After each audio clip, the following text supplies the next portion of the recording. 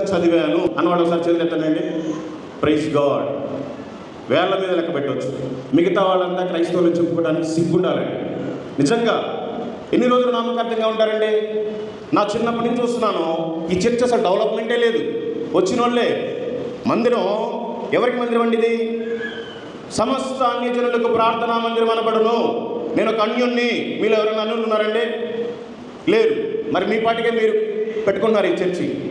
సమస్త అన్యజనులకు ప్రార్థనా మందిరం అవ్వాలి ఇది. మీ విషయమై మీరే జాగ్రత్తగా ఉండుడి.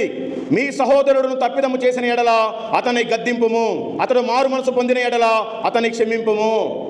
ఈ రోజున సహోదరుని ఎవరు క్షమించేలాగా ఉన్నారండి? దేవుడు చెప్తున్నాడు, నీ సహోదరుడు తప్పిదం చేసిన ఎడల నువ్వు ప్రార్థన చేస్తుంటే బలిపీఠం నుంచి నువ్వు లేచి వెళ్ళిపోయి నీ సహోదరుని క్షమించి ఆ తర్వాత వచ్చి ప్రార్థన చేయమంటున్నాడు. ఈ రోజున సహోదర ఐక్యత లేదు, ప్రేమ లేదు. మరి ఎలా మీ ప్రార్థన దేవుడు వింటాడు? పేరుకేమో అందరూ వేస్తున్నారు కదని మనం కూడా ఫార్మాలిటీ కోసం కానుక వేస్తే అది అంగీకరించబడదు. నువ్వు ఎంతనయ్యి, రూపాయి, 10,000, 10 లక్షలు, నీ హృదయమే ఆయనకి లేనప్పుడు నీ కానుక ఎవడికి కావాలండి? కానీ నీకే పక్కన వాళ్ళ దగ్గర సమాధానం లేదు. నువ్వు చేస్తే ప్రార్థన వింటాడా? నువ్వు వేసి అర్పణ తీసుకుంటాడా? నీకు బ్లెస్సింగ్ ఇస్తాడా? ఎంత పిచ్చి మూఢనమ్మకాల్లో ఉన్నారండి.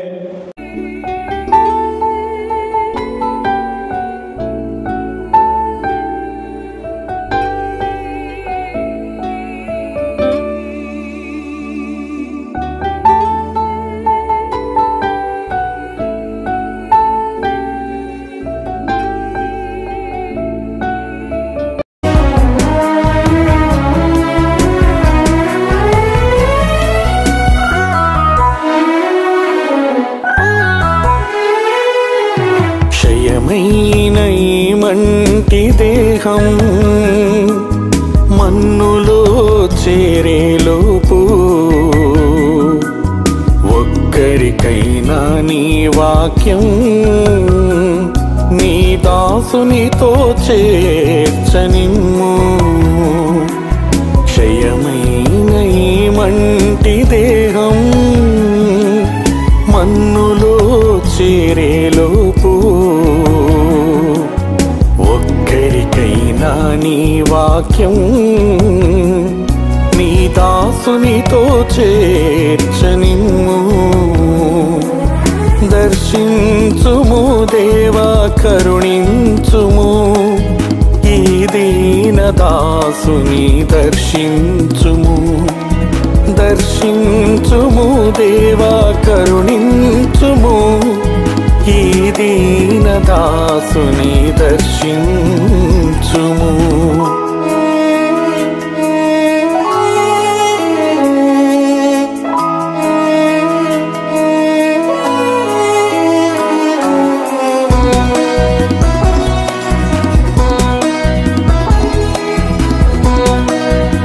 క్రైస్తులో ఎందుకు పనికిరాని వాడని, ఎన్నిక లేని వాడని, అందరూ త్రోసివేసిన వాడని, ఆయనను నన్ను ప్రేమించి ఇక్కడ వరకు నడిపించిన యేసయ్యకే సమస్త మహిమ, ఘనత, ప్రభావములు చెల్లునుగాక.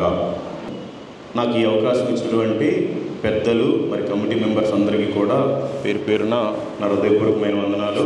కూడి వచ్చిన మీ అందరికీ కూడా నా హృదయపూర్వకమైన వందనాలు. నేను వాక్యం చెప్పే ముందు నేనెవరో మీరు తెలుసుకోవాలి. అందుకని ఒక 5 నిమిషాలు చెప్తాను, ఆ తర్వాత వాక్యంలోకి వెళ్తాను. నాకు 1 అవర్ సమయం ఇచ్చారు, 11:30 అయింది. దేవుడి చిత్తమైతే ఇంకొంచెం ముందుగానే ముగిస్తాను. కొంచెం అటు ఇటుగా లేట్ అయితే నన్ను కొట్టబాకండి. ఆల్రెడీ ఈ మధ్య క్రైస్తవులు చంపుతున్నారు చాలామంది బయట. నా పేరు మల్లికార్జునరావు. నేను ఒక హైందవ కుటుంబంలో జన్మించాను. నేను 4 సార్లు అయ్యప్ప మాల వేసుకున్నాను. 18 సార్లు తిరుపతి వెళ్ళి గుండు చేయించుకున్నాను. కాశీ నుంచి కన్యాకుమారి దాకా ఉండే ప్రతి హైందవ టెంపుల్కి వెళ్ళి నా మొక్కుబళ్ళు తీర్చుకున్నాను. కానీ నాకు ఎప్పుడూ శాంతి, సమాధానం లేదు. సువార్త విలేజ్ టు విలేజ్ చేస్తూ ఉంటానండి. మీరంతా అంటే నేను చెప్పడానికి టైం కుదరదు. మీరంతా నా సాక్ష్యం పూర్తిగా చూడాలి అనుకుంటే గాడ్స్ వే మిషన్ అనే యూట్యూబ్ ఛానల్లో మీరు ఉంటుంది, చూడండి. నేను విలేజ్ టు విలేజ్ సువార్త చేస్తాను. ఇప్పటి వరకు ప్రకాశం జిల్లాలో ఉండే ప్రతి గ్రామంలో సువార్త ప్రకటించి ఇప్పుడు పక్కన నెల్లూరు జిల్లాలో సువార్త ప్రకటిస్తున్నాను. ఇప్పటి వరకు 2350 గ్రామాలు అయిపోయినాయండి. యేసుక్రీస్తు అంటే నేను ఒక వ్యతిరేకమైన వ్యక్తిని.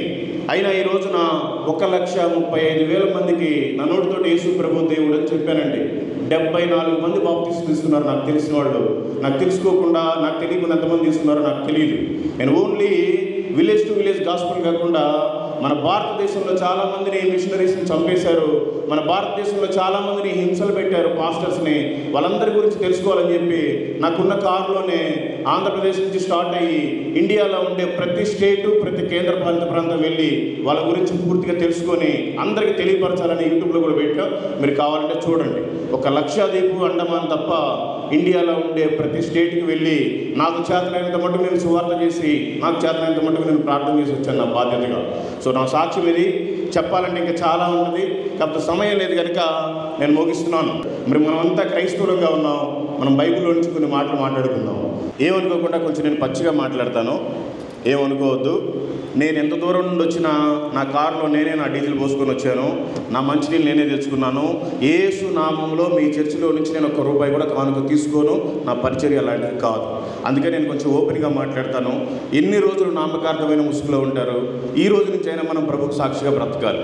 దయచేసి గమనించండి. నేను క్రైస్తవుల్ని, నా దగ్గర బైబిల్ ఉంది అన్న వాళ్ళు ఒకసారి చేతులు ఎత్తండి, ఏమనుకోకుండా. పెద్దలు ఎత్తాల్సిన పని లేదు, నేను మామూలుగా విశ్వాసం గురించి మాట్లాడుతున్నాను. ఈ బైబిల్ని ఇప్పటివరకు నేను పూర్తిగా చదివాను, దీంట్లో 66 పుస్తకాలు ఉన్నాయి, మీరు ఏదడిగినా నేను చెప్పగలను అన్నవాళ్ళు ఒకసారి చేతులు ఎత్తండి. Praise God. వేళ్ల మీద లెక్క పెట్టవచ్చు. మిగతా వాళ్ళంతా క్రైస్తవులను చెప్పుకోవడానికి సిగ్గుండాలండి. నిజంగా ఎన్ని రోజులు నామకార్థంగా ఉంటారండి? నా చిన్నప్పటి నుంచి చూస్తున్నాను, ఈ చర్చ్ అసలు డెవలప్మెంటే లేదు. వచ్చిన వాళ్ళే అందరూ. ఎవరికి మందిరం అండి ఇది? సమస్త అన్యజనులకు ప్రార్థనా మందిరం అనబడును. నేను ఒక అన్యుణ్ణి. మీలో ఎవరైనా అన్యులు ఉన్నారండి? లేరు. మరి మీ పాటికే మీరు పెట్టుకుంటున్నారు ఈ చర్చి. సమస్త అన్యజనులకు ప్రార్థనా మందిరం అవ్వాలి. ఇది ఓన్లీ మన కోసమే మందిరం కాదు. ఇప్పటి వరకు బైబిలే చదవలేదు, మనమంతా క్రైస్తవులను చెప్పుకోవడానికి బుద్ధి కూడా ఉండాలి. చిన్నపిల్లలు 1వ తరగతి నుంచి 2వ తరగతికి వెళ్ళాలంటే ఆ బుక్స్, ఆ నోట్ బుక్స్ అన్నీ పూర్తి చేస్తేనే హోంవర్క్ కూడా వాళ్ళు 2nd క్లాస్లోకి వెళ్తారు. అలాంటిది నువ్వు పరలోకం వెళ్ళాలంటే ఇంతవరకు ఈ బైబిల్ నువ్వు చదవలేదు. ఎలా వెళ్తావు నువ్వు పరలోకం? ఏదో బ్రతుకుతున్నావు అంటే సరిపోతా? రోడ్డు మీద అడుగు తినేవాడు కూడా బ్రతుకుతున్నాడు, రోడ్డు మీద కూలి పని చేసుకున్నాడు కూడా బ్రతుకుతున్నాడు. నీకు దేవుడు ఎందుకు మంచి ఉద్యోగాన్ని ఇచ్చాడు? దేవుడు నీకు ఎందుకు మంచి వ్యాపారాన్ని ఇచ్చాడు?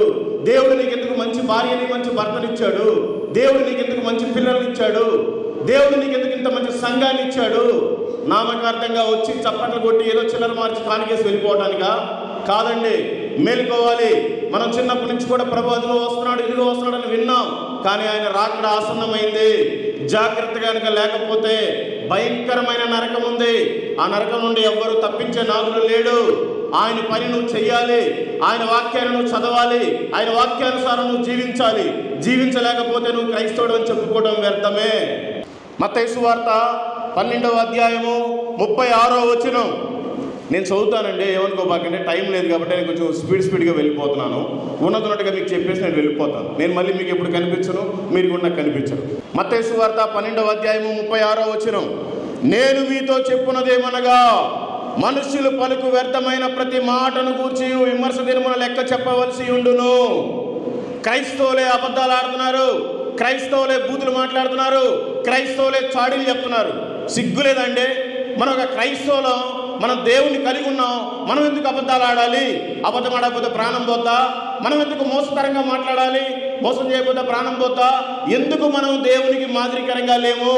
అందరూ అనుకుంటున్నారు, ఓకే నేను ఇక్కడ ఒక మాట చెప్పాను, ఇంకొకరితో ఇంకొక మాట చెప్తున్నాను, ఇక్కడ ఎవరు వినట్లేదు కదా, నేను ఒక్కడికే కదా నేను చెప్తున్నాను అన్నాడు. ఆయన దగ్గర చాలా పెద్ద సీసీ కెమెరా ఉంది. ఆ రోజు నీకు మొత్తం వీడియో వేసి చూపిస్తాడు. నువ్వు మాట్లాడిన ప్రతి మాటకి నువ్వు దేవుడికి లెక్క చెప్పాలి.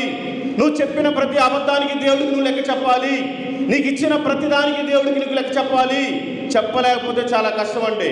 మనం బ్రతికినప్పుడు చాలా కనిపిస్తాయి, చనిపోయిన తర్వాత 2 స్వర్గానికి, పరలోకానికి వెళ్ళాలి అంటే నువ్వు అబద్ధం చెప్పకూడదు, మోసాలు చేయకూడదు, చాడీలు చెప్పకూడదు. నరకానికి వెళ్ళాలి అంటే నీకు ఇష్టం వచ్చినవన్నీ చెప్పుకోండి. ఇది వాస్తవం. ఆమోసు గ్రంథము 5వ అధ్యాయము 12వ వచనం, మీ అపరాధములు విస్తారములైనవనియు మీ పాపములు ఘోరమైనవనియు నేను ఎరుగుదును. క్రైస్తవులే ఈ రోజున సిగ్గు లేకుండా సిగరెట్లు తాగుతున్నారండి. మన చర్చికి వచ్చే వాళ్ళని కూడా నేను చూశాను చాలా మందిని. సిగ్గు లేదా? దేవుణ్ణి నమ్ముకున్నావు, బాప్తిసం తీసుకున్నావు, మాదిరికరంగా ఉండాలి కదా. క్రైస్తవులే ఎందుకు సిగరెట్లు తాగాలి? వేరే వాడికి మాదిరికరంగా ఎక్కడుంటున్నారు మీరు? క్రైస్తవులే గుట్కాలు నవ్వుతున్నారు, క్రైస్తవులే మందు తాగుతున్నారు. ఎందుకు చేస్తున్నారు? మిమ్మల్ని బట్టే కదా అన్య జనుల మధ్య ఆయన నామం దూషించబడుతుంది. ఎందుకు మీరు ఉండలేకపోతున్నారు? నేనే సాక్షిగా ఉంటే మీరంతా పుట్టుకతోటే క్రైస్తవులు, మీరంతా మీ పెద్దోళ్ళంతా క్రైస్తవులే. ఎందుకు మీరు సరిగ్గా ఉండలేకపోతున్నారు? గుర్తుపెట్టుకోండి, దేవుడు ఏమని చెప్తున్నాడు? నీ హృదయమైన ఆలయం అని చెప్తున్నాడు. మీరేం చేస్తున్నారు? మీరు ఆ హృదయంతో మీరు ఆ మైండ్ సెట్ తోటే మందు తాగుతున్నారు, సిగరెట్లు తాగుతున్నారు, బీడీలు తాగుతున్నారు, గుట్కాలు తింటున్నారు. ఎలా మీరు దేవుని రాజ్యానికి వెళ్తారు? మన చర్చి దగ్గరికి వచ్చి ఎవరైనా ఆర్ఎస్ఎస్ కూడా బీజేపీ కూడా వచ్చి ఆ బయట బోర్డు బీకేస్తాం, ఆ గోడ పగలు కొట్టేస్తాం, రోడ్డుకి అడ్డం వచ్చిందంటే మొన్న ఎంత బాధపడ్డాం. వేరే వాళ్ళు వచ్చి గొడవ పెడితే నిజంగా వాళ్ళ మీద ఫైట్ చేస్తాం. అలాంటిది దేవుడు మన హృదయంలోనే ఉన్నాడు. ఆయన గుడిని నువ్వు ఎన్నిసార్లు పాడు చేస్తున్నావు? వాతవేయబడ్డ మనస్సాక్షులాగా అయిపోయారా? మీలో ఉన్న పరిశుద్ధాత్మ దేవుని దుఃఖపెట్టారా? మీలో ఉన్న పరిశుద్ధాత్మ దేవుని పంపించేశారా? ఆత్మీయంగా చచ్చిపోయిన స్థితిలో ఉన్నారా? ఎంతకాలం ఉంటారు? చర్చికేమో నీకు ఇష్టం వచ్చినప్పుడు వస్తావు, 10 గంటలకు చర్చ్ అంటే 11కి వస్తావు, 12కి కూడా వస్తావు. కానీ ఇక్కడి నుంచి దేవుని వాక్యం మాత్రం మీరు చెప్పిన టైం ప్రకారమే చెప్పేసి వెళ్ళిపోవాలి. ఇది ఎక్కడ న్యాయం అండి? మీరు ఏదైనా రిజర్వేషన్ చేసుకుంటే బస్సు టయానికి వెళ్ళిపోద్ది, ట్రైన్ టయానికి వెళ్ళిపోద్ది, ఫ్లైట్ టయానికి వెళ్ళిపోద్ది. దేవుని మందిరం మాత్రం అలాగే ఆగిద్దాం మీరు వచ్చే వరకు? ఇలా అయితే చాలా కష్టం. తెలుసుకోవాలి, దేవుడు చెప్పాడు 10 మంది కన్యకలు ఉన్నారు, 5గురు సిద్ధంగా ఉన్నారు ఒత్తి నూనె కలిగి. 5గురికేమో ఒత్తుంది కానీ నూనె లేదు, తలుపులు వేయబడ్డాయి, మిగతా 5గురు మిగిలిపోయారు. నీకు ఇష్టం వచ్చినప్పుడు దేవుని వాక్యాన్ని చెప్పరు. టైం మెయింటైన్ చేయాలి, పంచువాలిటీ ఉండాలి. మీలో చాలామంది ఆఫీసర్స్ ఉన్నారు, మీ టైంకి మీరు వెళ్ళకపోతే, మీరు పని చేయకపోతే మీకు శాలరీ వస్తుందండి? నెలకొకసారి జీతం ఇస్తేనే వాళ్ళకి భయపడి పని చేస్తారు. మీకు నిత్య జీవం ఇస్తున్నాడు ఆయన, ఆయనకి మీరు ఎక్కడ భయపడుతున్నారు? తెలుసుకోవాలి, లేకపోతే చాలా ప్రమాదం. కొరింథీయులకు రాసిన పత్రిక 6వ అధ్యాయము 19-20. మీ దేహము దేవుని వలన మీకు అనుగ్రహించబడి ఉన్నది, మీలోనున్న పరిశుద్ధాత్మకు ఆలయమై ఉన్నదని మీరు ఎరుగరా? మీరు మీ సొత్తు కారు, విలువ పెట్టి కొనబడిన వారు గనుక మీ దేహముతో దేవుని మహిమపరచుడే. మనమంటా ఈ బాడీ మంద కాదు, ఆయన రక్తాన్ని పెట్టి విలువ పెట్టి కొన్నాడు. దీన్ని చాలా పరిశుద్ధంగా ఉంచుకోవాలి, చాలా పవిత్రంగా ఉంచుకోవాలి. మీలో ఎంతమంది పవిత్రంగా ఉంచుకుంటున్నారు? పవిత్రంగా ఉంచుకోకపోతే చాలా కష్టం. మనిషి చేసే కొన్ని క్రియల వలన దేవునికి దూరం అయ్యారు. హోషేయ గ్రంథము 5వ అధ్యాయము 4వ వచనం. తమ క్రియల చేత అభ్యంతరపరచబడిన వారై వారు తమ దేవుని యొద్దకు తిరిగి రాలేకపోవుదురు. దేవునికి వ్యతిరేకమైన కార్యాలు చేయటం వల్ల ఈరోజు మందిరానికి రాని వాళ్ళు చాలామంది ఉన్నారు. శాశ్వతంగా దూరం అయిపోయిన వాళ్ళు చాలామంది ఉన్నారు. దేవుడేమో నీ దగ్గరికి రావడానికి ఆయనే పరలోకాన్ని వదిలిపెట్టి ఇక్కడికి వస్తే నువ్వేమో కనీసం మందిరానికి రావడానికే మానేసావు. దీనికి కారణం ఏంటి? నువ్వు చెప్పే అబద్ధాలు, నువ్వు చేసే మోసాలు, నీకున్న అలవాట్లే నిన్ను దేవుడికి దూరం చేశాయి. దేవుడికి నువ్వు దూరం కాకూడదని ఆయన ఈ భూమి మీదకి వచ్చి నీకోసమే కొట్టించుకొని, నీకోసమే తిట్టించుకొని, నీకోసమే తల్లించుకొని, నీకోసమే ఉమ్మించుకొని ఆయన ప్రాణం పెట్టాడండి. నీకోసం ఎవడేం చేశాడు? ప్రాణం పెట్టిన దేవుని వాక్యం వినడానికి కూడా ఈరోజు రాలేని దౌర్భాగ్యమైన స్థితిలో ఉన్నారు క్రైస్తవులు. చాలా ఘోరం అండి ఇది. హెబ్రీయులకు రాసిన పత్రిక 4వ అధ్యాయము 13వ వచనం. మరియు ఆయన దృష్టికి కనబడని స్పష్టం ఏదీ లేదు. మనం ఎవరికి లెక్క చెప్పవలసి ఉన్నదో ఆ దేవుని కన్నులకు సమస్తము మరుగులేక తేటగా ఉన్నది. నీ నడక కోసం ఆయనకి లెక్క చెప్పాలి, నీ మాటలతో ఆయనకి లెక్క చెప్పాలి, నువ్వు చూసిన చూపులు కూడా ఆయనకి లెక్క చెప్పాలి. ఆయన దృష్టికి ఏది కనపడకుండా ఉండదు. ఆయన గుడ్డివాడు కాదు, ఆయన సర్వలోక రక్షకుడు, సర్వాంతర్యామి. ఈ భూమిని ఆకాశాన్ని నోటి మాటతోటే కలుగు చేశాడు. కానీ నిన్ను మాత్రం ఆయన ఇష్టపడి ఆయన చేతితో తయారు చేసుకున్నాడు. అందుకే నువ్వు సరిగ్గా లేవు ఈరోజు. తెలుసుకోండి. ఆమోసు గ్రంథము 5వ అధ్యాయము 7వ వచనం. న్యాయమును అన్యాయముగా మార్చి నీతిని నేలను పడవేయి వారలారా. అట్లాగే 14వ వచనం. మీరు బ్రతుకున్నట్లు కీడు విడిచి మేలు వెతుకుడి, అలాగూ చేసిన ఎడల మీరనుకొని చొప్పున దేవుడును సైన్యములకు అధిపతియగు యెహోవా మీకు తోడుగా ఉండును. మీరు చేసిన వరకు చాలు. ఇప్పటి వరకైనా ఆ కీడు మానేసేయాలి, ఆ చెడు మానేసేయాలి. ఆయన్ని ఇంకా ప్రేమిస్తున్నాడు. ఎందరికో లేదు ఈ ప్రేమ. మనకి దక్కాలి అంటే మనం దేవునికి దగ్గరగా ఉండాలి. ఈ లోకాన్ని చంపేసేయాలి మనలో ఇంకేమైనా ఉందేమో, మన ఆలోచనలో ఏమైనా ఉందేమో, మన మాటల్లో ఇంకేమైనా ఉందేమో, మానేస్తేనే మనం ఆయనకి దగ్గర కాగలం. అప్పుడే ఆయన మనకు తోడుంటాడు. ఆయన చెప్పినట్టు వినకుండా నా ఇష్టమైన వ్యాపారాన్ని చేశాను, నాకు ఆయన తోడుగా లేడు, మొత్తం గాలికి పొట్టు కొట్టకపోయినట్టుగా కొట్టకపోయింది. మరి మీ జీవితాల్లో ఇంకా ఉన్నాయి. ఒకవేళ మిమ్మల్ని కూడా ఊపుదాం అనుకున్నాడేమో ఆయన. చూసుకోండి, ఆయనకి తగినట్టుగా ఉండాలి, జాగ్రత్త కలిగి ఉండాలి. క్రైస్తవులంటే ఒక మాదిరికరం. మన మాటలో కూడా ఎదుటివాడికి భక్తి కనిపించాలి, మన చూపులో కూడా ఎదుటివాడికి భక్తి కనిపించాలి, మన ప్రవర్తనలో కూడా ఎదుటివాడికి భక్తి కనిపించాలి. ఇక్కడ చూస్తే ఆ పార్క్ దగ్గరికి వెళ్తే ఆ పార్క్ దగ్గర మొత్తం సిగరెట్లు లాగేది, బీడీలు లాగేది అంతా క్రైస్తవులేనండి. భయంకరమైన బూతులు మాట్లాడతారు, తాగి బొర్రెలాడుతూ ఉంటారు. ఈ పోలీస్ స్టేషన్కి వచ్చే కేసులన్నీ కూడా మన క్రైస్తవులే. ఎందుకు ఇలా? దేవుడు వాళ్ళలో లేక ఇలాంటి పరిస్థితులు వచ్చేస్తున్నాయి. వాళ్ళు వాక్యానుసారం జీవించరు, ఏదో పెళ్లికి నామకార్థంగా బాప్తిజం తీసుకుంటారు, ఇంకంతే సంగతులు. అది కాదు, మనం భక్తిగా ఉండాలి. సామెతల గ్రంథము 3వ అధ్యాయము 7వ వచనం, నేను జ్ఞానిని కదా అని నీవు అనుకొనవద్దు, యెహోవా యందు భయభక్తులు కలిగి చెడుతనము విడిచిపెట్టుము. ప్రతి ఒక్కడూ ఫీల్ అయిపోతాడండి. నేను చాలామంది చూశాను. నేను చిన్నప్పుడు ఒక క్రైస్తవ టీచర్ అమ్మగారి దగ్గర నేను ట్యూషన్కి వెళ్ళేవాడిని. ఆ టీచర్ అమ్మగారు నాకు చదువు చెప్పారు, ఆ టీచర్ అమ్మ వాళ్ళ పాప కూడా నాకు చదువు చెప్పారు. వాళ్ళ క్రైస్తవులే. ఒక్కరోజు కూడా నాకు చెప్పలేదండి, మా దేవుడు మంచోడు, సర్వ మానవాళి కోసం ప్రాణం పెట్టాడు, మీరు కూడా నమ్ముకోమని చెప్పలేదు. అందుకే నాకు ఇంత దూరం అయిపోయింది. లేకపోతే అప్పుడే తెలిస్తే ఈ పాటికి ఇంకా బాగా సువార్త చేసేవాడినేమో. మనం అలా ఉండకూడదు. మనకి దేవుడు ఎవరో తెలుసు, సత్యం ఏంటో తెలుసు, మనం చనిపోయిన తర్వాత ఎక్కడికి వెళ్తామో తెలుసు. మన పక్కన వారితో మనం పంచుకోవాలి, లేకపోతే చాలా ప్రమాదం. 119వ కీర్తన 115వ వచనం, నేను నా దేవుని ఆజ్ఞలను అనుసరించెదను, దుష్క్రియలు చేయువారులారా నా యొద్ద నుండి తొలగిపోండి. మరి ఎవరు పరిశుద్ధాత్మ దేవుణ్ణి గద్దిస్తున్నారు? ఎవరు మీరు పరిశుద్ధాత్మ దేవుణ్ణి దండెత్తి మాట్లాడుతున్నారు? మీరు మాట్లాడేటప్పుడు దేవుడు లోపల నుంచి గద్దిస్తుంటాడు. దాన్ని లెక్క చేయకుండా నీ ఇష్టానుసారం బ్రతుకుతున్నావు, నీ ఇష్టానుసారమైన పనులని చేస్తున్నావు. ఎలా ఉంటుంది? దేవుడే చెప్తున్నాడు, నా యొద్ద నుండి తొలగిపోండి అని. దేవుడికి విసుగు తెప్పించకూడదండి. ఆయన చూశాడు చూశాడు చూశాడు, ఎంతగా ప్రేమించాడు అంటే ప్రాణము పోయేంతగా ప్రేమించాడు. ఆయన దరిద్రుడిగా వచ్చాడు నీకోసం, కానీ ఇప్పుడు ఆయన రాజుగా రాబోతున్నాడు. ఆయనకి ఎప్పుడు ఎవరిని క్షమించడు. ఇంకా మనమే కృతజ్ఞత కలిగి సాక్షిగా జీవించాలి, లేకపోతే చాలా కష్టం. ఇంకా టైం లేదు, లేకపోతే ఒక 3 గంటల సమయం ఇస్తే ఈరోజు అసలు మీ జీవితాలు ఏంటో నేనే చెప్పేవాడు. కాకపోతే నాకు ఇచ్చింది 1 అవర్ కాబట్టి కొంచెం అందుకే స్పీడ్గా వెళ్ళిపోతున్నాను. ఇర్మియా గ్రంథము 3వ అధ్యాయము 22వ వచనం, భ్రష్టులైన బిడ్డలారా తిరిగి రండి, మీ అవిశ్వాసమును నేను బాగు చేసేదను. భ్రష్టులైన బిడ్డలారా, ఇప్పటి వరకు చేసింది చాలు, ఇక వచ్చేసేయండి అని దేవుని వాక్యం సెలవిస్తుంది. ఈ రోజు నుంచి అయినా మరి ఎవరైనా వదిలేస్తారా పాపాన్ని? వదిలిపెట్టరు. మనం దేవుడి కంటే ఎక్కువ పాపాన్నే ప్రేమిస్తాం. క్రైస్తవులు దేవునికి నచ్చని పనులు చేస్తున్నారు. యెహెజ్కేలు గ్రంథము 18వ అధ్యాయము 13వ వచనం, అప్పిచ్చి వడ్డీ పుచ్చుకొనుటకు లాభము చేపట్టునట్లు ఈ మొదలగు క్రియలు చేసిన ఎడల వాడు బ్రతకడు. ఈ హేయ క్రియలన్నీ చేసిన గనుక అవశ్యముగా వానికి మరణశిక్ష విధింపబడును.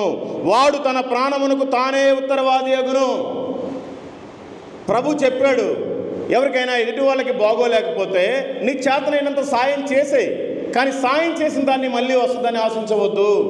ఈ రోజున క్రైస్తవులే వడ్డీ వ్యాపారాలు చేస్తున్నారు, క్రైస్తవులే కమర్షియల్ బిజినెస్ చేస్తున్నారు, క్రైస్తవులు వడ్డీ తీసుకుంటున్నారు. వడ్డీ తీసుకుంటే మనకి మన కుటుంబానికి అది పతనం స్టార్ట్ అయినట్టే. దేవుడు చేయొద్దన్న పని చేయొద్దు. దేవుడు అడక్క తినమన్నాడా? తినటమే, దాంట్లో కూడా ఆశీర్వాదం ఉంటుంది. నీకేదో ఈ లోకానుసారం సంపాదించుకున్నావని ప్రజలకి వడ్డీలకి డబ్బులు ఇవ్వకూడదు, డబ్బులతోటి డబ్బులు సంపాదించకూడదు. ఇది మనకి మన పిల్లలకు కూడా శాపం. దయచేసి మీరు గమనించాలి. 106వ కీర్తన 35వ వచనం, అన్యజనులతో సహవాసం చేసి వారి క్రియలు నేర్చుకొనిరి. మన సహవాసం ఎవరితో ఉండాలండి? ప్రభుతో ఉండాలి, ప్రభు బిడ్డలతో ఉండాలి. మనం ఎవరితో సహవాసం చేస్తున్నాం? మన క్రైస్తవులే వేరే వాళ్ళతో వెళ్ళి మందు బాటిల్ సరిసగం కొనుక్కుంటారు, 90 ml. మన క్రైస్తవులే వేరే వాడి దగ్గరికి వెళ్ళి సిగరెట్ నోట్లో పెట్టుకుని అగ్గిపెట్టివా అని అడుగుతారు. అన్యజనుల క్రియలు మనం నేర్చుకోకూడదు. మనల్ని చూసి వాళ్ళు అనేకమైన భక్తి నేర్చుకోవాలి. మనలో వాడిని దేవుని ప్రేమ చూడాలి. మనం కూడా వారికి దేవుని ప్రేమను చూపించాలి. మీరంతా ఏం ప్రేమను చూపిస్తున్నారు? లూకా సువార్త 17వ అధ్యాయము 3వ వచనం. మీ విషయమై మీరే జాగ్రత్తగా ఉండుడి. మీ సహోదరుడును తప్పిదము చేసిన ఎడల అతని గద్దింపుము, అతడు మారు మనసు పొందిన ఎడల అతని క్షమింపుము. ఈ రోజున సహోదరుని ఎవరు క్షమించేలాగా ఉన్నారండి?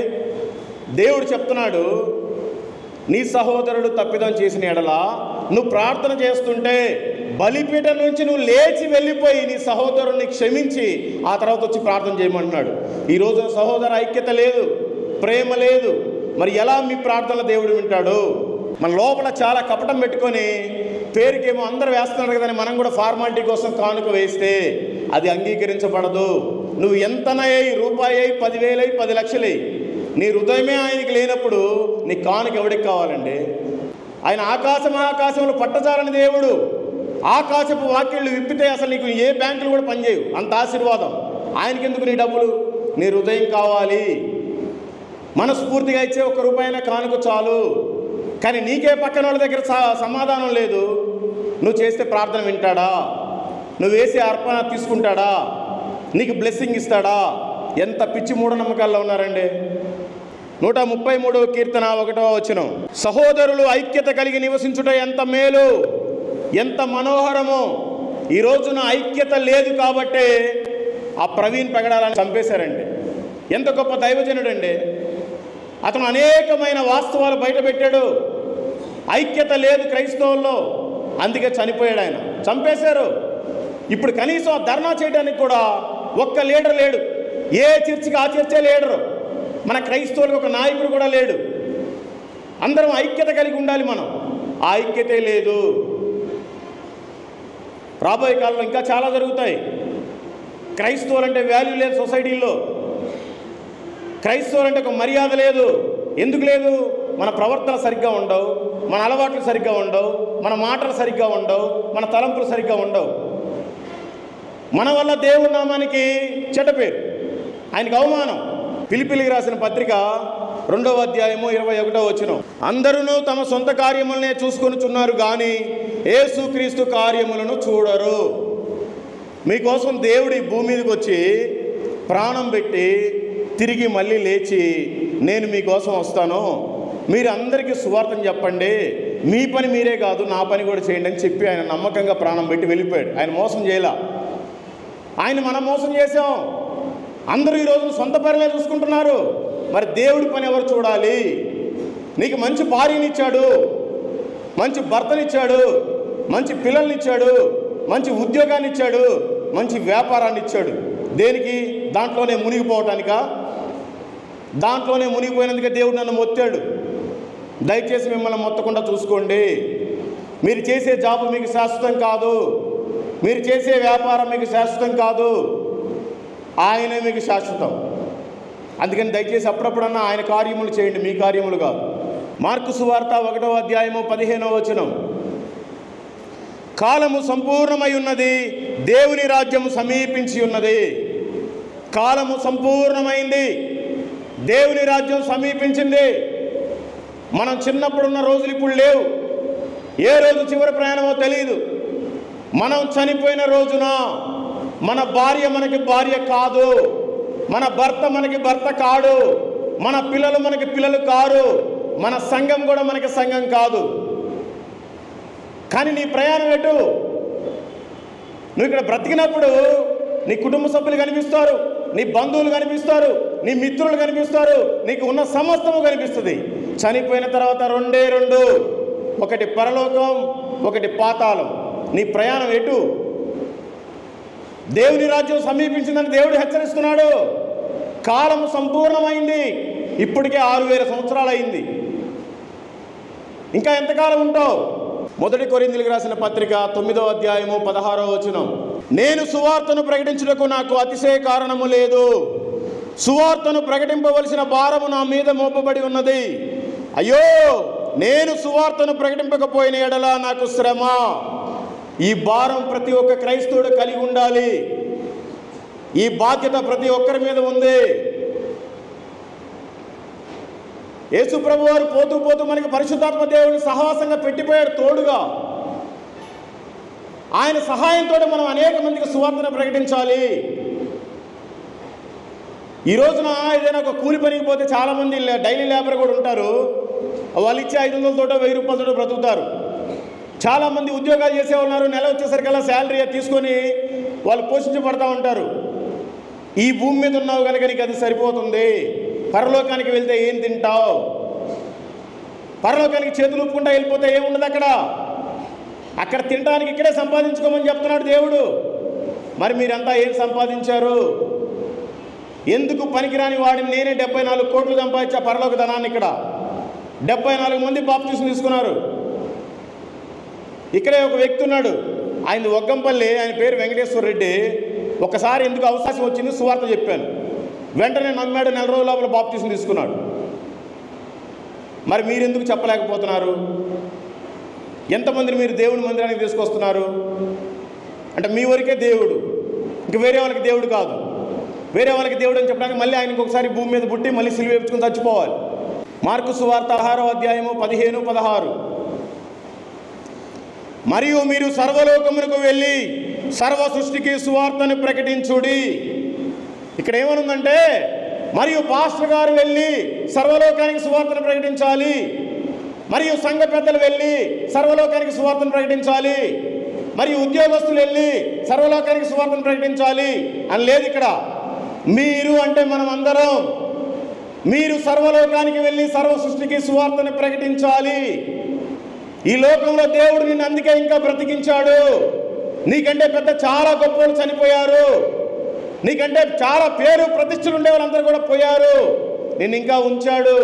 ఆయన పని ఏమన్నా చేస్తావేమో టెస్ట్ చేస్తున్నాను. నిన్ను చేయకపోతే ఏ రోజు చివరి రోజు తెలియదు. ఒట్టి చేతులతో పోతే ఏం ఉపయోగం లేదు. నువ్వు పరలోక ధనాన్ని సంపాదించుకొని పరలోకం వెళ్ళాలి, లేకపోతే వ్యర్థమే.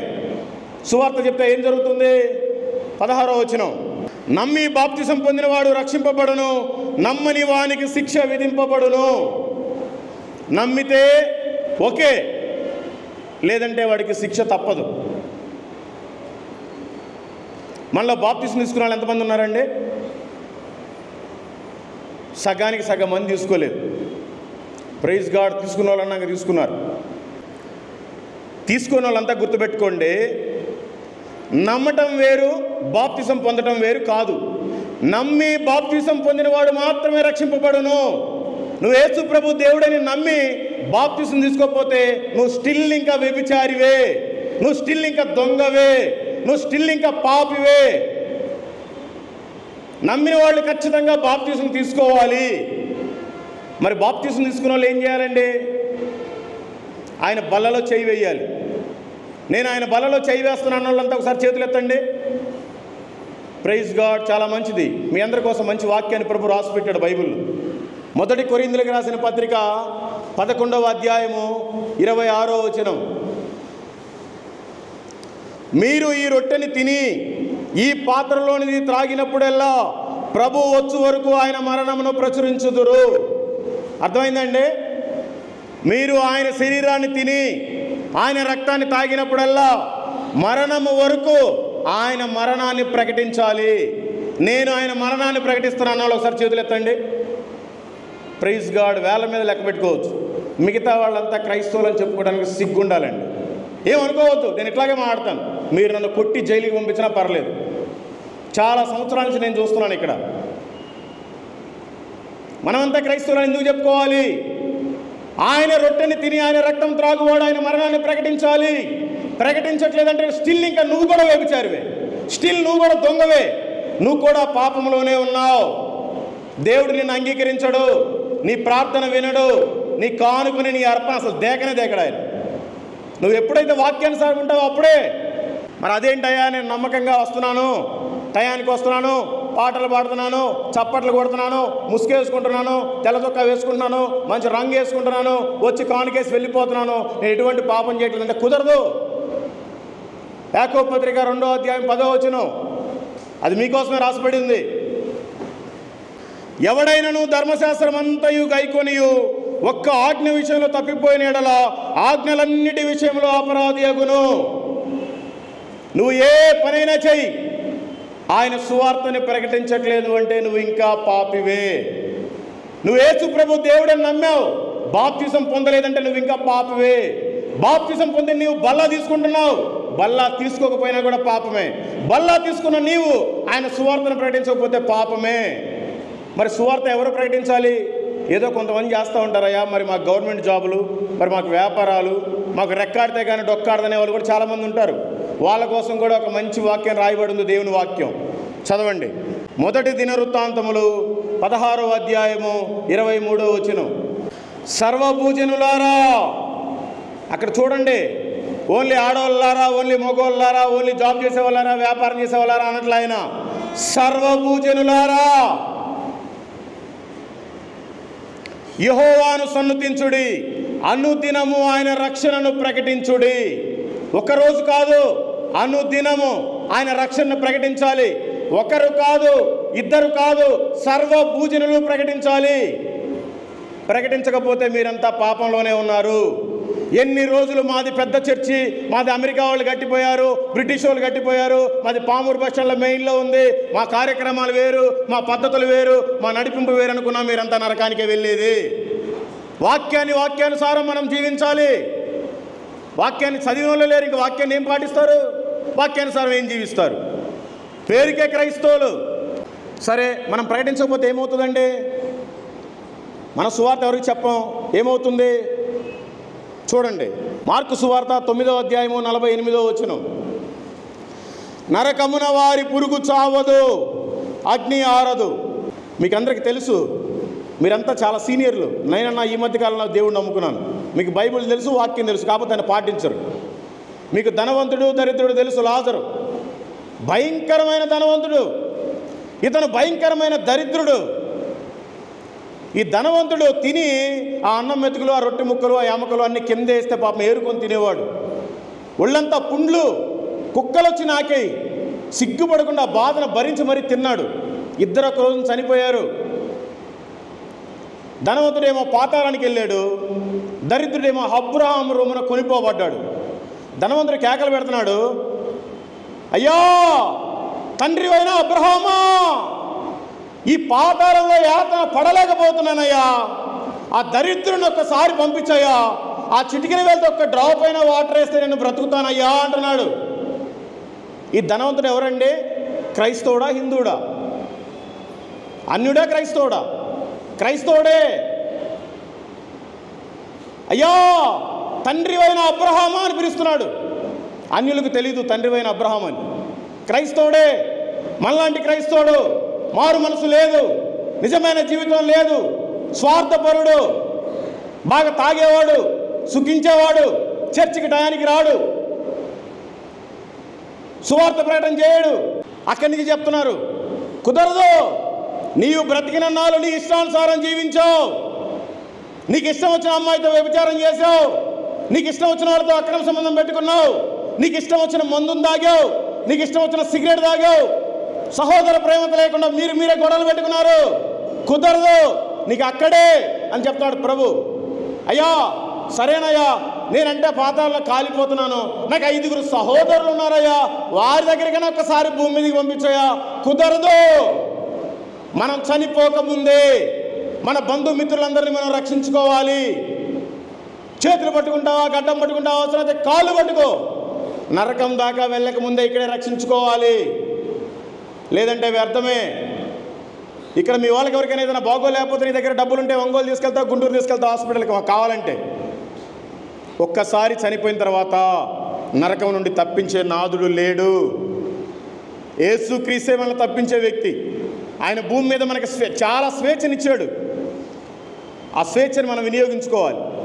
ఏ ఒక్కరూ నరకానికి వెళ్ళకూడదని మన భారతదేశానికి ప్రభు అనేక మందిని పంపించాడండి.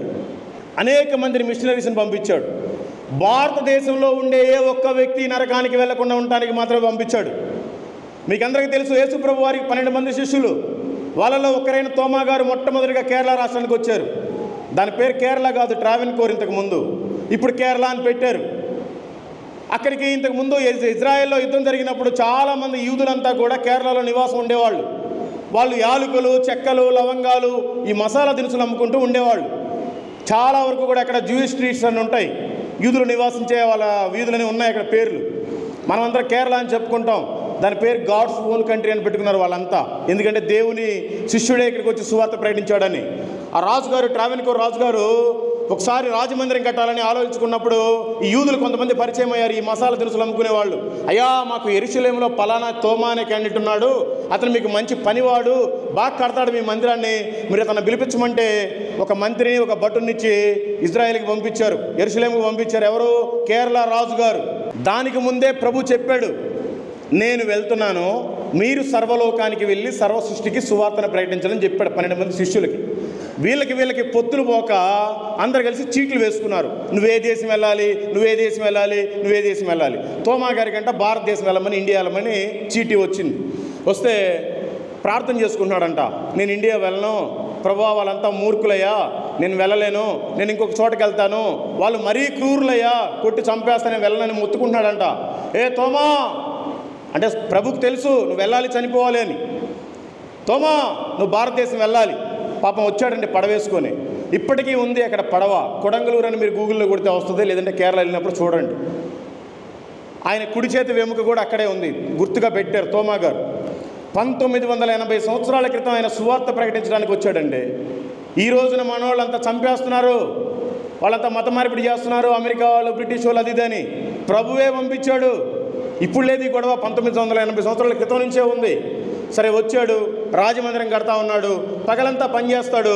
ఆ వచ్చిన డబ్బులు తీసుకొని నైట్ అంతా కూడా పేదవాళ్ళకి సువార్తను ప్రకటిస్తూ వాళ్ళకి అది ఇది కొనిస్తూ ఉంటారండి. ఈ విషయం రాజుగారికి తెలిసింది. నువ్వు దేశంగాని దేశం వచ్చావు, మా పని చేస్తూ మా ప్రజలను మతం మారుస్తావా, రే తీసుకెళ్ళి జైల్లో ఏంట్రా వేశారు. వేసిన 3వ రోజే రాజుగారు తమ్ముడు చనిపోయాడు. చనిపోయి అందరూ ఏడ్చుకుంటున్నారు. అయితే తోమా గారికి ఈ విషయం తెలిసింది. ఆ జైలర్తో చెప్పాడు, అయ్యా నేను మీ సొమ్ము తిన్నాను, నన్ను దేశంగాని దేశం నుంచి మీరు తీసుకొచ్చారు, అయ్యా మీ రాజుగారు తమ్ముడు చనిపోయాడు, మా దేవుడు బ్రతికించే దేవుడు, ఒక అవకాశం ఇవ్వండి, నేను ప్రార్థన చేస్తానన్నాడంట. ఈ విషయం రాజుగారికి చెప్పకుండా ఆ జైలర్ తీసుకెళ్ళి మంత్రికి చెప్పాడు. ఆడు ఇంకా 4 టన్నులు దాన్ని లోపలే ఉంచాడు. అయితే ఇంకా మొత్తం సమాధి కార్యక్రమం స్టార్ట్ అవుతుంది. పాడేగిడి అన్ని కట్టుకొని తీసుకెళ్ళిపోతా ఉన్నారు. ఈ మందిరం ఎదురుంకే, జైలు ఎదురుంకి వచ్చేసరికల్లా గట్టిగా గాయపెడుతున్నాడు. అయ్యా రాజుగారు, నేను మీ సొమ్ము తిన్నాను, మీ మంచినీళ్ళు తాగాను, మీ తిండి తిన్నాను, నేను మీకు వాస్తవం చెప్పకుండా ఉండలేను. మా దేవుడు మంచి దేవుడు, ఆయన సజీవుడు, ఆయన మృత్యుంజయుడు, ఒక్క అవకాశం ఇవ్వండి, మీ తమ్ముడిని బ్రతికిస్తాడు అంటే అప్పుడు రాజుగారు విని పిలిపిస్తే ప్రార్థన అంతా చేసి నజరేయుడైన యేసు నామములో లేదుగాక అంటే లేచి కూర్చున్నాడండి. అది మొదలుకొని మనకి భారతదేశంలో సువార్త ప్రకటించుకోవడానికి మంచి అవకాశం వచ్చింది. కొన్ని వేల చర్చిలు ఉన్నాయి కేరళలో, ప్రపంచంలో ఎక్కడా లేని చర్చిలు ఉన్నాయి కేరళలో. దేవుడు అంతగా ఆశీర్వదించాడు ఆ ప్రాంతాన్ని కూడా. ఆయన మొత్తం 7.5 చర్చి కట్టాడండి. 7 ఫుల్గా కట్టాడు, హాఫ్ సగం కట్టాడు. వీటిల్లో 6వ మందిరం అయితే చాలా అద్భుతం. శబరిమల అయ్యప్ప స్వామి టెంపుల్కి 15 కిలోమీటర్ల దూరంలో ఉంటుందండి ఒక మందిరం, 6వ మందిరం. పంబా నది ఒడ్డునే ఉంటుంది. ఆయన ప్రార్థన చేస్తుంటే సింహాలు, పులులు, జింకలు, నెమళ్ళు అన్నీ వచ్చి మోకరించి ప్రార్థనలు ఏకీభవించాయి. ఆయన మందిరం కడుతుంటే తొండంతో అందించాయి మొద్దులు, ఏనుగులు. ఈ పులులు, సింహాలేమో ఆ చెట్ల తాట బెక్కొచ్చిస్తే మందిరం కట్టారు. ఇప్పటికీ ఉంది, మీరు పోయినప్పుడు చూడండి. నీలెక్కల చర్చ్ అని గూగుల్లో కొట్టండి, వస్తుంది. అక్కడి నుంచి కన్యాకుమారి ప్రాంతంలో 8వ మందిరం కడుతున్నాడు. 7.5 ఆఫ్ అయింది. అట్లాంటి టైంలో చెన్నైకి సంబంధించిన మైలాపూర్ ప్రాంత వాసులు కొంతమంది వెళ్ళి, అయ్యా నిజమైన దేవుడు యేసుక్రీస్తు అంట కదా, నువ్వు ఆయన శిష్యుడు అంట కదా, మా భారతదేశానికి వచ్చావంట కదా, మా ప్రాంతానికి కూడా రాయా, ఒకసారి నువ్వు సువార్త ప్రకటిద్దాం అంటే పాపం ఆయన పడవలో చెన్నైకి వెళ్ళిపోయాడు. చెన్నైకి వెళ్ళిపోయి సువార్త ప్రకటిస్తూ ఉన్నాడు. యేసు ప్రభువుని ఫాలో అయ్యేవాళ్ళు ఎవరైనా, యేసు ప్రభు శిష్యులు కానీ మనం కానీ దేవుడిని ఫాలో అవ్వాలి. వాళ్ళు ఆ రోజుల్లో యేసు ప్రభు పొద్దున్నే నిద్ర లేవగానే కొండకెళ్ళి ప్రార్థన చేసేవాడు అని ఈయన కూడా వెళ్ళి థామస్ కొండ మీద ప్రార్థన చేసుకుంటా ఉంటే బల్లెంతో పొడి చంపేశారు. మన వాళ్ళే, మన దేశం వాళ్ళే. యేసు ప్రభు స్వయాన యేసు ప్రభుతోటే తిని ఆయన పక్కనే పడుకున్న వ్యక్తి ఈ రోజున చనిపోయాడు సువార్త చెప్తూ. నువ్వు నేను చనిపోతే ఎంత? అందుకని భయపడకుండా మీరు సువార్తను ప్రకటించండి. అక్కడి నుంచి ఒంగోలు ప్రాంతానికి వస్తే జాన్ క్లౌ అమెరికా మిషనరీ తరపున వచ్చాడు. 6 సంవత్సరాలు సువార్త పరిచయం చేశాడు. అనేక మందికి వస్త్రాలు మొత్తం సరుకులు అన్నీ కొనిచ్చేవాళ్ళు. 6 సంవత్సరాల్లో ఒక్కడు కూడా మారు మనసు పొందలేదు. కొంతమంది వచ్చారంటే ఆయన ప్రేమను చూసి, అయ్యా నువ్వు మాకు బట్టలు ఇస్తున్నావు, తినడానికి తిండి ఇస్తున్నావు, మేము బాప్తిస్మం తీసుకుంటాం, మీ దేవుడిని నమ్ముకుంటామంటే నేను ఇవ్వను. మీకు నిజమైన మారు మనసు వచ్చిన తర్వాత ఇస్తా. ఎందుకంటే నా దేవుడికి కూడా చెడ్డ పేరు. నేను ఏదో వస్తువులు ఇచ్చి మిమ్మల్ని మతం మార్చను. మీ మనసు నిజంగా మారాలి, అప్పుడే బాప్తిస్మం ఇస్తానన్నాడంట. మళ్ళీ 6 సంవత్సరాలు చేశాడంట. టోటల్గా 12 సంవత్సరాలు. ఒక్కరు నిజమైన మారు మనసు లేదు. అమెరికా నుంచి మొత్తం ఆయనకి ఉత్తరం వచ్చింది, జాన్ క్లౌ ఇంక చాలు, ఆ భారతదేశంలో వాళ్ళు ఉండేవాళ్ళు మూర్ఖులు, తెలుగు వాళ్ళు ఇంకా మూర్ఖులు, నువ్వు వచ్చేయి చాలు అన్నాడంట. సరే వస్తానని చెప్పి రూమ్లోకి వెళ్ళి ప్రార్థన చేసుకుంటున్నాడు. ప్రభువా ఒక్కరికైనా బాప్తిస్మం ఇచ్చి నేను ఈ దేశాన్ని వదిలిపెట్టి వెళ్తాను. ఇంత ప్రయాసపడి వచ్చాను, 12 సంవత్సరాలు ఇక్కడ నివసించాను, ఏమనుకోకుండా ఒక్క ఆత్మను పంపించాయా, బాప్తిస్మం వెళ్ళిపోతాను ప్రార్థన చేసుకుంటున్నాడు. ఆ ప్రార్థన కూడా ఇంకా పూర్తవ్వలేదు. తలుపులు దబదబా బాతున్నారు. వచ్చి చూస్తే 2222 మంది ఒకేసారి బాప్తిస్మం తీసుకున్నారండి గుండ్లకమ్మ నదిలో. ఆయన ప్రార్థన అలా ఉండేది. వాళ్ళు మిషనరీస్ మన దేశం కోసం సేవ చేయడానికి వచ్చారు. మనం ఎవరి కోసం క్రైస్తవులం? మనం ఎలాంటి సేవ చేస్తున్నాం? మనం ఎవరికి మాదిరిగా ఉంటున్నాం? అక్కడి నుంచి ఒరిస్సా వెళ్తే గ్రహం స్టెయిన్స్ ఆస్ట్రేలియా నుంచి వచ్చాడు. 3 పిల్లలు, అమ్మాయి పెద్దది, అబ్బాయిలు 2 చిన్నవాళ్ళు. వాళ్ళు ఒక కృష్ణవేదల హాస్పిటల్ పెట్టారు. కొంతమందికి నయం బాగవుతుంది, జబ్బు నయం అవుతుంది. ఆయన ఆలోచించాడు, నేను వచ్చింది ఆత్మల్ని బాగు చేయడానికి, మనుషుల్ని బాగు చేయడానికి కాదు అని గ్రహించి వాళ్ళ కూతురికి వాళ్ళ భార్యకి అక్కడ ఒప్పచెప్పేసి 2 పిల్లల్ని తీసుకొని బర్రిపడ నుంచి, వాళ్ళు ఉండే గ్రామం బర్రిపడ అనే ప్రాంతం ఒరిస్సాలో, భువనేశ్వర్ అవతల ఉంటుంది. ఆయన మనోహర్పూర్ అనే ప్రాంతంలో సువార్త ప్రకటిస్తూ ఉంటే చాలా రోజులకి 23 మందో 24 మందో దేవుణ్ణి నమ్ముకున్నారు. వాళ్ళందరికీ ఇంకా బాగా ఉజ్జీవింపజేసేలాగా ఒక మంచి సువార్తకుల్ని పిలిపిద్దామని నాలాగే కొంతమందిని పిలిపించాడు ఆయన. పిలిపిస్తే 3 రోజులు మీటింగ్ పెట్టుకున్నారు. ఒకరోజు మీటింగ్ అయిపోయింది. 2వ రోజు పిల్లలు అన్నారు, నాన్న రాత్రి బాగా దోమలు కుట్టే, ఈరోజు ఇంటికి వెళ్ళిపోదాం, మళ్ళీ రేపు మార్నింగ్ వద్దాంలే పదా అన్నారు. వద్దు నాన్న, మనల్ని నమ్ముకొని చుట్టుపక్కల ప్రజలంతా వచ్చారు, వాళ్ళకి తినడానికి కూడా ఏమీ లేని పరిస్థితిలో దేవుని వాక్యానికి విలువిచ్చి కూడా ఉన్నారు. మనం వదిలేసి ఏసీలో పడుకుంటే కరెక్ట్ కాదు, మీరు కారులో పడుకుంటే నేను విసురుతానని వాళ్ళిద్దరిని కారులో పడుకోబెట్టుకొని విసురుతూ ఈయన కూడా నిద్రపోతే ఒక బీజేపీ ఆర్ఎస్ఎస్ క్యాండిడేట్ దారా సింగ్ అనే వ్యక్తి వచ్చి పెట్రోల్ పోసి వరిగడ్డేసి మొత్తాన్ని కాల్చి వేశారు. సజీవ దహనం, బూడిదైపోయారు. ఆయన ఎక్కడో ఆస్ట్రేలియా నుంచి వచ్చాడు. ఎక్కడ ఆస్ట్రేలియా, ఎక్కడ భారతదేశం, ఎక్కడ క్రైస్తవులు, ఎక్కడ మన మూర్ఖులు? మన మూర్ఖులే చంపేసింది. ఈ జర్నలిస్టులు, టీవీ వాళ్ళంతా వెళ్ళి ఆమె దగ్గరికి వెళ్ళి, అమ్మా మీ ఆయన్ని చంపేశారు కదా, మరి మీ వాక్మూలం కావాలి, మీరేమంటారు అని ఆవిడ దగ్గర మైక్ పెడితే, యెహోవా ఇచ్చెను, యెహోవా తీసుకొనను, నేను నా మనస్ఫూర్తిగా ఆయన్ని క్షమిస్తున్నాను, నాకు ఎటువంటి కోపం లేదు, ద్వేషం లేదని చెప్పిందంట. ఈ విషయం రాష్ట్రపతికి తెలిసి పద్మశ్రీ అవార్డు ఇచ్చారు. మీరు కొట్టండి కావాలంటే గ్రహం స్టెయిన్స్ అని. నేను వెళ్ళొచ్చాను. వాళ్ళు మాదిరికరం, వాళ్ళు క్రైస్తవులు. మనం ఎవరికి క్రైస్తవులం? మనం ఎవరికి మాదిరికరం? మనం ఎవరికి దేవుని పిల్లలం? ఎందుకు ఇలా ఉంటున్నాం? అక్కడి నుంచి ఇంకొంచెం ముందుకెళ్తే విలియం కేరీ, సిరంపూర్ యూనివర్సిటీ. మీరు చదివినా చదవకపోయినా మీ చేతుల్లో ఉండే బైబుల్ ఉందంటే ఈరోజు మనకి విలియం కేరీ. ఆయన ఎక్కడో బ్రిటిష్ నుంచి వచ్చాడు, లండన్ నుంచి పడవలో భార్య పిల్లల్ని తీసుకొని వచ్చాడు. 14 భాషలు ఓన్గా నేర్చుకున్నాడు. వాళ్ళ టీంలో ఉండే వాళ్ళంతా ఇంకో 30 భాషలు నేర్చుకున్నారు. టోటల్గా 44 భాషల్లో మనకి బైబుల్ తయారు చేశారు. మొదట సగమే తయారు చేశాడు, మొత్తం కాలిపోయింది. మళ్ళీ తయారు చేశారు, భార్య చనిపోయింది. మళ్ళీ తయారు చేశారు, పిల్లలు చనిపోయారు. పూర్తిగా తయారు చేసి ఆయన కూడా చనిపోయాడు. ఈ రోజున ఆడపిల్లలు చదువుకుంటున్నారంటే విలియం కేరీ. ఈ రోజున బ్యాంకులో డబ్బులు దాచిపెట్టుకున్నామంటే మొట్టమొదటి సేవింగ్ బ్యాంక్ పెట్టింది విలియం కేరీ. అలాంటి మహానీయుడు ఆయన. వాళ్ళు క్రైస్తవులు, వాళ్ళు మిషనరీస్, వాళ్ళు దేవుని పిల్లలు. మనం ఎవరికి దేవుని పిల్లలం? మనం ఎవరికి క్రైస్తవులం? మనం ఎందుకు వేరే వాళ్ళకి సువార్తను చెప్పలేకపోతున్నాం? వాడెవడో వేరే దేశం నుంచి వస్తే మనం దేవుని తెలుసుకోవడం ఏంటి? మనం ఎందుకు వేరే వాళ్ళకి చెప్పకూడదు? మీరంతా ఆలోచించాలి. అక్కడి నుంచి ఇంకొంచెం ముందుకెళ్తే బీహార్లో అగస్టిన్ అనే ఒక వ్యక్తి, చెన్నైకి సంబంధించిన ఆయన వ్యక్తి, 50 సంవత్సరాల క్రితమే ఎలక్ట్రికల్ ఇంజనీర్. ఆయన అప్పట్లో ఇంజనీరింగ్ చదివితే దేవుని పిలుపు పొంది వెయిట్ చేస్తున్నాడు. అగస్టిన్, నువ్వు బీహార్ వెళ్ళిపో. ఎందుకు ప్రభువా? అక్కడ 5 రూపాయలు ఇస్తే గొంతుకో చంపేస్తారు, 2 రూపాయలు ఇస్తే వ్యభిచారం చేస్తారు, వాళ్ళందరికీ నువ్వు సువార్తను చెప్పాలి, పో వెళ్ళిపో. సైకిల్ వేసుకొని వెళ్ళిపోయాడండి చెన్నై నుంచి బీహార్ ప్రాంతానికి. వెళ్ళిపోతే ఆ మాట రాదు, వాళ్ళకి హిందీ కూడా రాదు, వాళ్ళకి ఓన్లీ బీహారీనే వచ్చు. మన ఇండియాలో ఉండే ప్రతి దొంగల లిస్టులో ఒక్కరైనా బీహార్ వాళ్ళు ఉంటారు. మన రాష్ట్రంలో ఉండే ఒక ఐఏఎస్, ఒక ఐపీఎస్ వాళ్ళైనా బీహార్ వాళ్ళు ఉంటారు. వాళ్ళు చదివితే ఆ రకంగా చదువుతారు, లేకపోతే పూర్తిగా దానికి రివర్స్లో ఉంటారు. మూర్ఖులు 50 రూపాయలు ఇస్తే ఇప్పటికి కూడా గొంతు కోసేస్తారు. 20 రూపాయలు ఇస్తే కోరినమ్మాయిని వ్యభిచారం చేయడానికి పడుకోబెడతారు. ఆయన పూర్తిగా రీసెర్చ్ చేస్తే 52 గ్రామాలు ఓన్లీ వ్యభిచారమే. వాళ్ళు లోపల భార్య వ్యభిచారం చేస్తుంటే భర్త కాపలా ఉంటాడు డోర్ దగ్గర, సెకండ్ కస్టమర్ రాకుండా.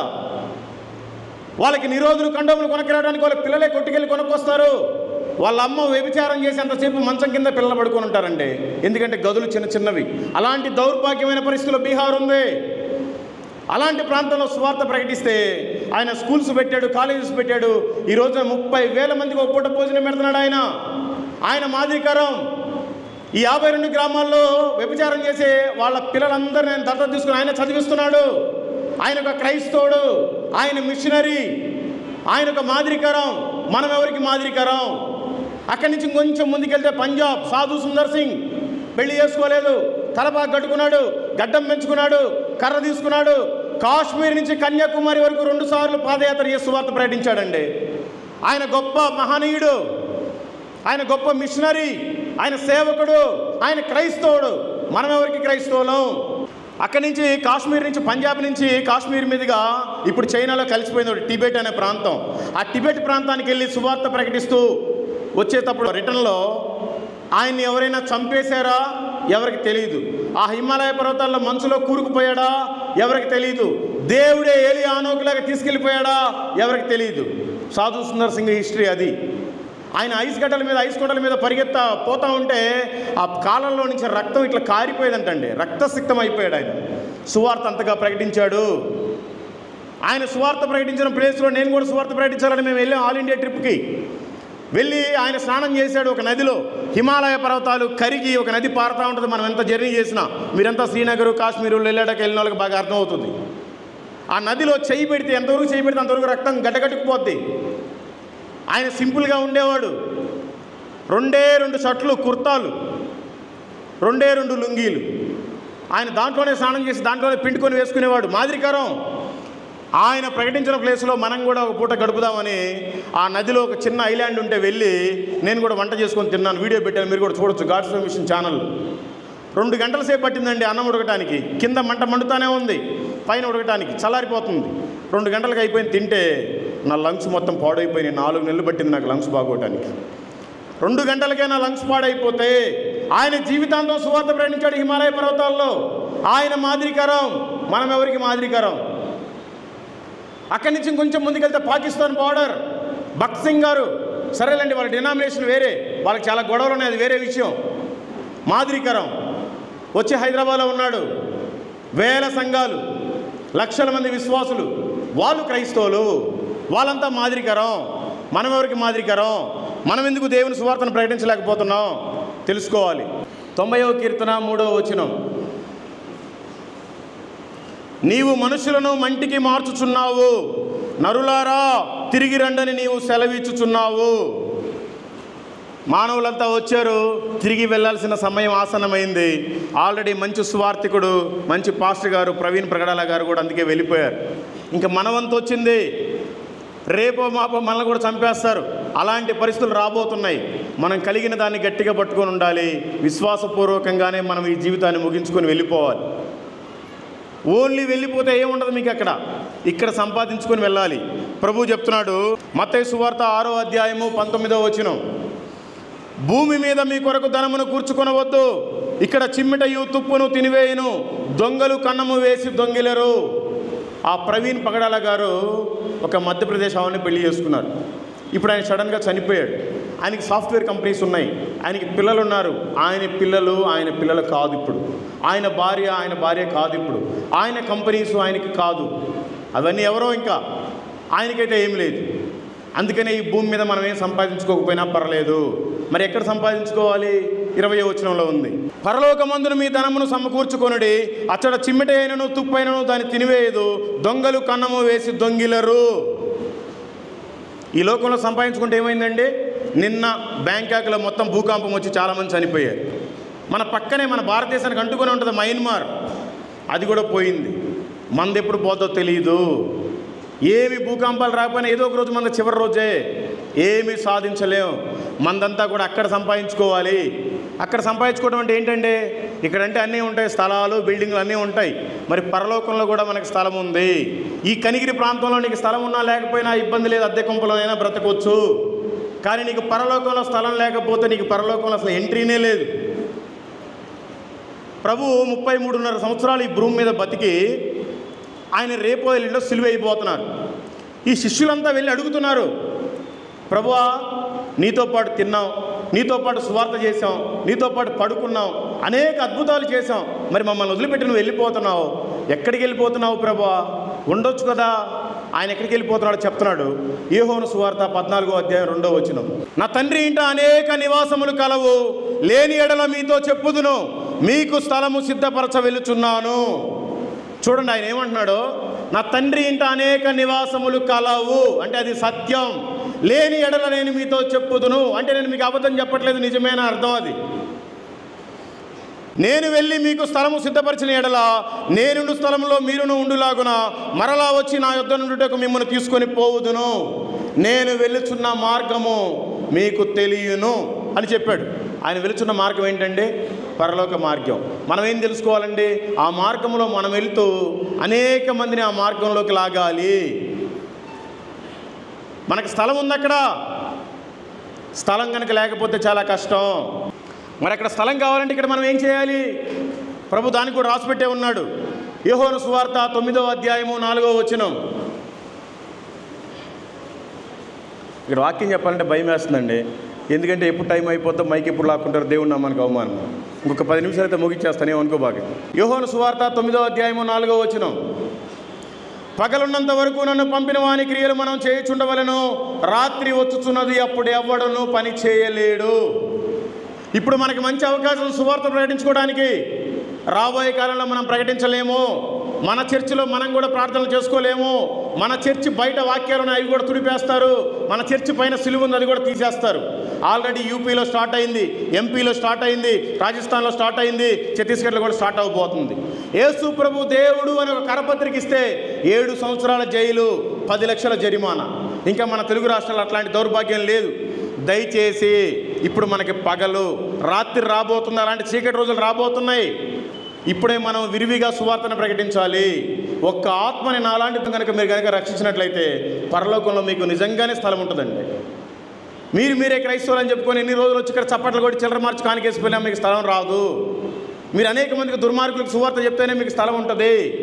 దయచేసి తెలుసుకోండి. నాకు ఆ పని వద్దు, ఆ పగలు వద్దు, ఆ రాత్రి వద్దు. నా బాధ్యత నేను పడుతున్నాను, నా పని ఏదో నేను చూసుకుంటున్నాను, నా వ్యాపారం నాది, నా జాబ్ నాది, నా భార్య నా పిల్లలు నాకు చాలు అని చాలామంది అనుకుంటూ ఉంటారు.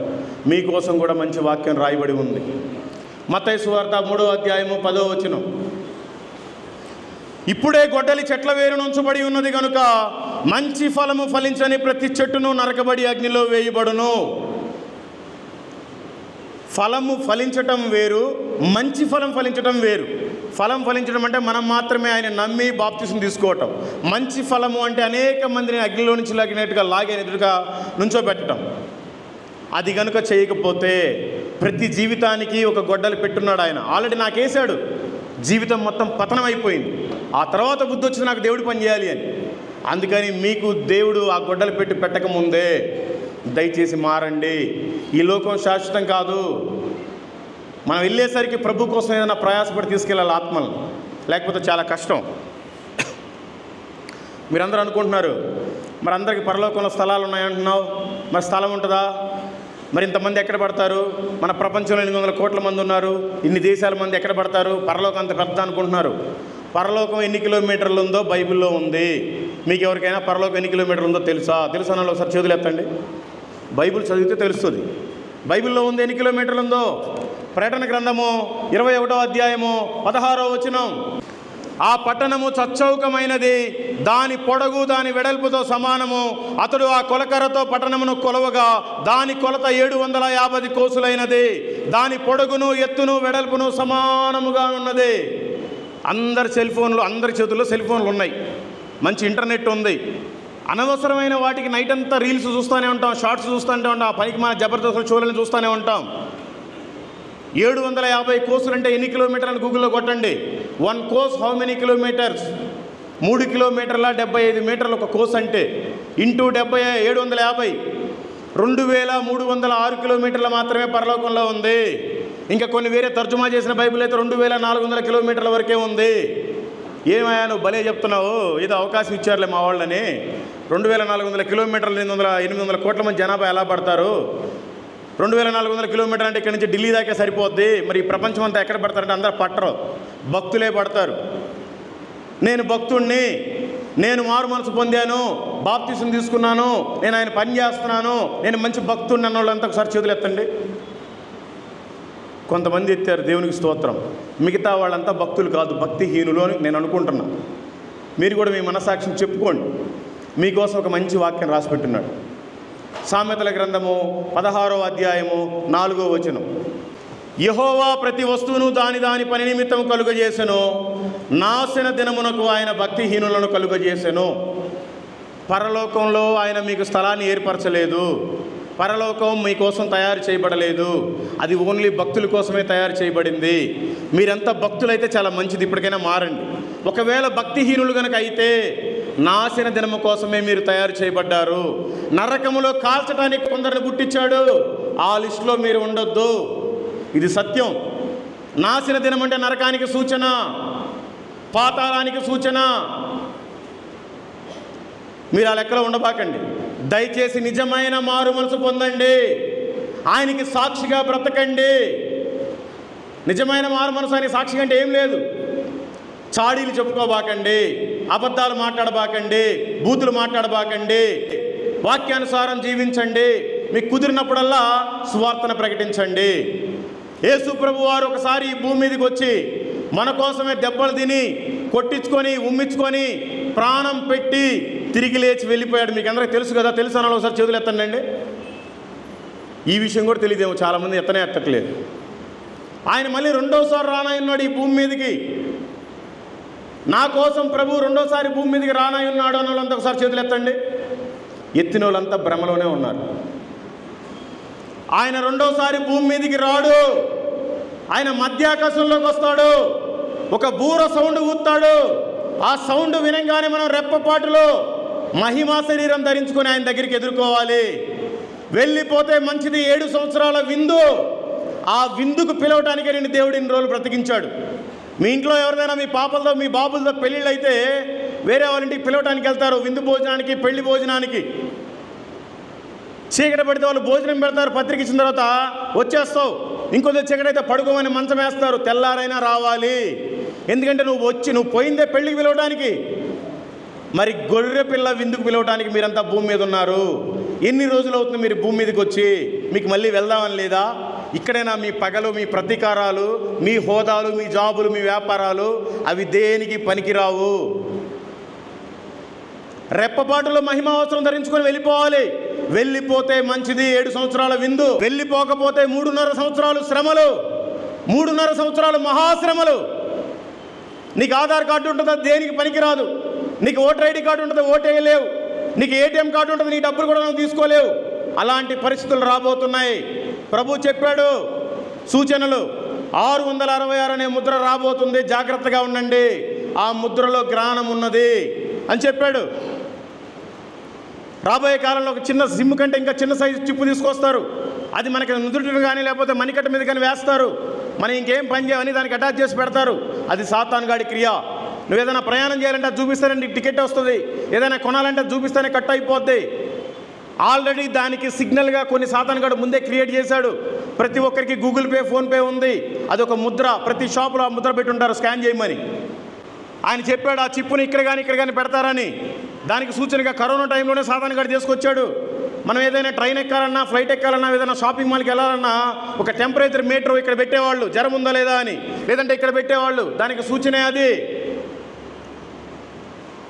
ఒకరోజు నోట్ల మార్పిడి చేశారు, తర్వాత 2000 నోట్లు పెట్టారు, ఆ రోజు కూడా పోయింది. ఈ ఉన్నాయి కూడా తీసేస్తారు, తొందరలో అంతా కార్డు సిస్టమ్ చేస్తారు, యూపీఐ సిస్టమ్ చేస్తారు. అవేం పనికిరావు. మళ్ళీ సాతాను గారు 666 పెడతారు. ప్రభు ఏమని చెప్తారంటే ఆ 666 ముద్ర మీరు వేయించుకోవద్దు. అది వేయించుకుంటే మీకు పరలోకంలో ప్లేస్ లేదు, అది వేయించుకుంటే భూమి మీద మీరు నాశనం అయిపోతారని చెప్పాడు. ఇదంతా జరగకముందే ఆయన వస్తాడు. ఇప్పుడు మెలకుగా ఉండి ప్రార్థన చేయాలి. మెలకుగా లేకపోతే ఆయన వస్తాడు, రెండో రాకడలో ఆయన సంఘాన్ని ఆయన తీసుకొని వెళ్ళిపోతాడు. ఆ తర్వాత నీకు శ్రమలు తప్పవు. 7 సంవత్సరాలు అయిపోయిన తర్వాత ప్రభు అప్పుడు భూమి మీదకి వస్తాడు సంఘాన్ని తీసుకొని రెండోసారి. రెండో రాకడలో 2 పర్యాయాలు, ఒకటి రహస్య రాకడ, 2 బహిరంగ రాకడ. రహస్య రాకడలో అందరూ వెళ్ళిపోయారు, మిగిలిన వాళ్ళకి శ్రమ. రెండో రాకడలో ఆయన మొత్తాన్ని తీసుకొని వస్తాడు, 1000 సంవత్సరాలు పరిపాలిస్తాడు ఆయన ఈ భూమిని. మీకు అందరికీ తెలుసా యేసు ప్రభు వారు ఈ భూమిని 1000 సంవత్సరాలు పరిపాలిస్తారు అన్నంతా? ఒకసారి చేతులు ఎత్తండి. అసలు మీకు తెలియదు. ప్రకటన గ్రంథం చదవండి, దాంట్లో క్లియర్గా ఉంది. మనకి రాజు ఏ జగన్మోహన్ రెడ్డో, ఏ చంద్రబాబు నాయుడు, ఏ మోడీనో, పవన్ కళ్యాణో కాదు. మన రాజు, మన మంత్రి, మన ప్రభువే. ఆయన రాజులకు రాజు, ప్రభులకు ప్రభు. ఫస్ట్ వచ్చినప్పుడు దరిద్రుడిగా వచ్చాడు, ఆయన ఇప్పుడు రాజ్యాన్ని ఏలడానికి రాజుగా రాబోతున్నాడు. మన క్యాపిటల్ ఏ అమరావతి, విజయవాడ, హైదరాబాద్, ఢిల్లీయో కాదు. మనకి యెరూషలేమే క్యాపిటల్. ఎవరైతే రెండో రాకడలో ఎత్తబడతారో వాళ్ళంతా భూమి మీదకి ఆయన వచ్చినప్పుడు 1000 సంవత్సరాల్లో అధికారులుగా పరిపాలిస్తారు. ఆయన మనకి రాజుగా ఉంటాడు, మనమంతా మంత్రులుగా ఉంటాం. ఇది సత్యం. బైబిల్ చెప్తుంది, నేనేదో కల్పితం చెప్పట్లేదు మీకు. బైబిల్ని కూడా చదవకుండా మీరు చాలా అజ్ఞానంగా ఉన్నారు. మీరే పోటాపోటీగా ఉంటున్నారు కానీ భక్తిగా ఉండలేకపోతున్నారు. మీ ప్రతాపాలు ఇక్కడ చూపించుకున్నారు, ప్రభు దగ్గర చూపించుకోండి, మీకు మంచి ప్లేస్ ఉంటుంది, మంచి కిరీటం ఉంటుంది. ఆ తర్వాత ఈ 1000 సంవత్సరాలు ఇక్కడ పరిపాలించిన తర్వాత నీతి న్యాయం ఏంటో ఆయన చూపిస్తాడు అందరికీ. ఈ స్వార్థపు లోకంలో మనం బ్రతుకుతున్నాం, ఈ పనికిమాల జీవితం కాదు మంది. ఆయన నిజమైన రాజ్యం ఏలి చూపిస్తాడు, నీతి న్యాయ పరిపాలన చేసి చూపిస్తాడు. ఆ తర్వాత ఈ భూమిని మొత్తాన్ని చుట్టేసి అగ్నిగంధకాలతో కాల్చివేసి భూమి మీద ఉండే ప్రజలందరినీ పరలోకం తీసుకెళ్తాడు. 1000 సంవత్సరాలు అయిపోయిన తర్వాత పరలోకం తీసుకెళ్ళిపోగానే పరలోకానికి లోపలికి తీసుకెళ్ళిపోడు. పరలోకం బయటే ఆయన ఒక కుర్చీ వేసుకుని కూర్చుంటాడు. దాని పేరే ధవల సింహాసనం. అప్పటి వరకు చనిపోయిన వాళ్ళందరూ లేచి వస్తారు పాతాళంలో నుండి. అప్పటి వరకు మంచి వాళ్ళు చనిపోయిన వాళ్ళందరూ పరదేశంలో నుంచి అక్కడికి వస్తారు. పరలోకం వేరు, పరదేశి వేరు, నరకం వేరు, పాతాళం వేరు. ఇప్పుడు చనిపోయిన వాళ్ళు నమ్మి మారు మనసు పొందకపోతే పాతాళానికి వెళ్తారు, నమ్మి మారు మనసు పొందితే పరదేశికి వెళ్తారు. ఆ రోజున పరలోకపు తలుపులు తెరవబడతాయి, నరకపు తలుపులు తెరవబడతాయి. మీరంతా బైబిల్లో మంచి మంచి ప్రవక్తల పేర్లు పెట్టుకున్నారు కదా. ఫలానా ఏలియన్ తీసుకురమ్మని చెప్తాడు ఆ రోజు ప్రభు. 2 దేవదూతలు తీసుకొని వస్తారు ఆ గుంపులో నుంచి. నా కుమారుణ్ణి నీ కోసం పంపించాను, నీ పాపాల నిమిత్తం ప్రాణం పెట్టాడు, నీ కోసం తిరిగి లేచాడు, మరి నువ్వు నా కోసం ఏం చేసావని ప్రభు అడుగుతాడు. అయ్యా, నేను పలానా కనిగిరిలో ఉండే దుర్గం బాప్టిస్ట్ చర్చికి వెళ్ళేవాడిని, 10 గంటలకు చర్చ్ అంటే 12:30కు వచ్చేవాడిని, సిగరెట్ కూడా బయట గేట్ దగ్గర పడేసి లోపలికి వచ్చాను ప్రభు, ఎందుకంటే లోపలికి తీసుకెళ్తే పాపమని, చిల్లర మార్చాను, కానికేసాను, నువ్వే దేవుడు అని తెలుసు ప్రభు, నీకోసం ఏం చేయలేకపోయాను, నన్ను క్షమించయ్యా, తీసుకెళ్ళిపోయి నరకంలో వేయండి. రే పలానా ఇస్తారమ్మని తీసుకురండి. అయ్యా వచ్చానయ్యా, నేను ముసుగేసుకున్నానయ్యా, నేను బాగా పెత్తనం చెలాయించానయ్యా, వక్రీకరించానయ్యా, పాస్టర్ గారు చెప్పిన వాక్యానికి మార్కులు కూడా వేసానయ్యా, తీసుకెళ్ళిపోయి నరకంలో వేయండి. రే పలానా మల్లికార్జున తీసుకురండి రా. అప్పుడు యేసు ప్రభువు లేసి పైకి నుంచోని, తండ్రి వీడొక హిందువు, వీడొక త్రాగుబోతు, వీడు చనిపోయే పరిస్థితుల్లో నేను రక్షించాను, వాడు నా కోసం పౌరుషంగా బ్రతికి సేవ చేశాడు, 135,000 మందికి సువార్త కరపత్రాలు పంచాడు, 74 మంది బాప్తిసం తీసుకున్నారు, రోజు పెట్రోల్ బంక్లోనే పడుకుంటాడు, నెలకొకసారి ఇంటికి వెళ్తాడు, వాడి జీవితం అంతా సువార్త ప్రభువా, వీడిని పరలోకంలో చేర్చుకొని ప్రభువే సాక్ష్యం ఇస్తాడు. ప్రభు మన కోసం సాక్ష్యం ఇవ్వాలి. ఈ లోకంలో ఉండే ప్రజలే మన కోసం సాక్ష్యం ఇవ్వట్లా, ప్రభు ఎలా ఇస్తాడు?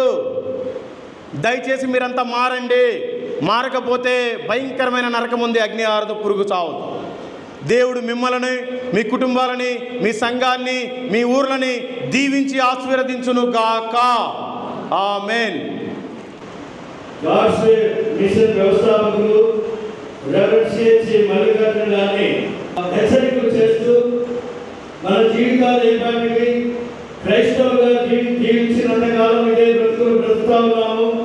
నిజమైన దేవుని మనము తెలుసుకోలేక ఇదే పరిస్థితుల్లో మనం ఉన్నాము. చివరికి మన బ్రతుకులు ఏమవుతాయో అన్న విధానంలో వారు చాలా చక్కగా, ఎందుకంటే 5వ కుటుంబం నుంచి వచ్చి దేవుని యొక్క పరిచయం కొనసాగుతూ మనకి ఎలాగంగా ఏమనుకుంటారో సంఘం అనేది కూడా ఆలోచించకుండా బైబిల్లో నుండి ఒక్కొక్క ఉదాహరణకి ఒక కొటేషన్ క్రోడీకరిస్తూ 25 కొటేషన్లు బైబిల్లో కూడా మనం ఉంచినాడు.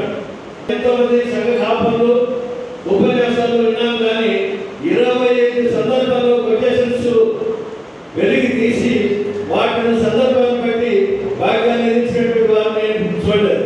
25 కొటేషన్లు వారు దేవుని యొక్క వర్తమానంలో తీసుకొచ్చినారు. కనుక మరి యథార్థత కలిగినటువంటి వారు మన సిహెచ్ మల్లికార్జున గారు ఎక్కడ కూడా భయము బెరుగు ఏమనుకుంటారో అనే ఆలోచన కూడా లేకుండా డైరెక్ట్గా హెచ్చరిక చేసినటువంటి రెవరెండ్ మల్లికార్జున గారికి నేను ప్రత్యేకంగా అభినందిస్తూ ప్రత్యేకమైన ధన్యవాదాలు తెలియజేస్తూ, మరి వారిని దేవుడు యవన ప్రాయంలో మరి ఎంతో భయంకరమైనటువంటి స్థితిలో వారిని ఏర్పాటు చేస్తూ దేవుని యొక్క పరిచర్యలో కొనసాగుతూ ఆయా ప్రాంతాల్లో తిరుగుతూ మరి వాక్య పరిచర్యలో కొనసాగుతున్నాడంటే మరి దేవుడు వారిని ఆ విధంగా వాడబడుతున్న విధానాన్ని బట్టి దేవుడు వందనాలు తెలియజేస్తూ, మరి వారు ఈ విధంగా ప్రతి విషయంలో కూడా ఎక్కడ కూడా ఎందుకంటే వేయకుండా దేవుడి కొరకు అవసరమైతే ప్రాణాలు పెట్టడానికి నేను సిద్ధమే, కానీ వెనకడుగు వేయను అన్న నిర్ణయంతో, ఆ ఉద్దేశంతో ఆ వాక్యాన్ని ముందుకు నడుస్తున్నటువంటి సిహెచ్ మల్లికార్జున గారికి నేను సంఘం పక్షాన అభినందనలు తెలియజేస్తూ వారికి నా హృదయపూర్వకమైన ధన్యవాదాలు తెలియజేస్తున్నాను. Thank you sir. ఆశీర్వాదం కావాలి అంటే అందరు కళ్ళు మూసుకోండి. మన తండ్రి అయిన దేవుని ప్రేమ, కుమారుడు రక్షకుడు యేసుక్రీస్తు వారి కృప, పరిశుద్ధాత్మ దేవుని సహవాసం చేరి వచ్చిన సంఘం అంతటికి ఇప్పుడు ఎల్లప్పుడూ సదాకాలం తోడై ఉండి నడిపించును గాక. ఆమేన్.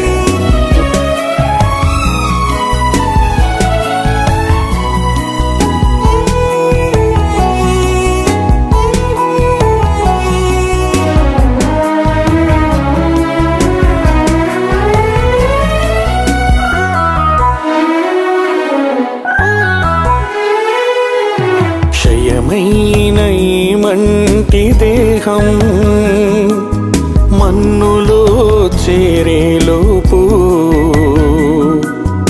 ఒక్కరికైనా నీ వాక్యం నీ దాసునితో చేర్చనిమ్ము.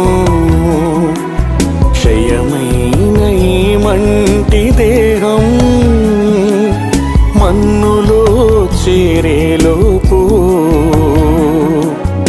ఒక్కరికైనా నీ వాక్యం నీ దాసునితో చేర్చనిమ్ము. దర్శించుము దేవా, కరుణించుము ఈ దీన దాసుని దర్శించుము.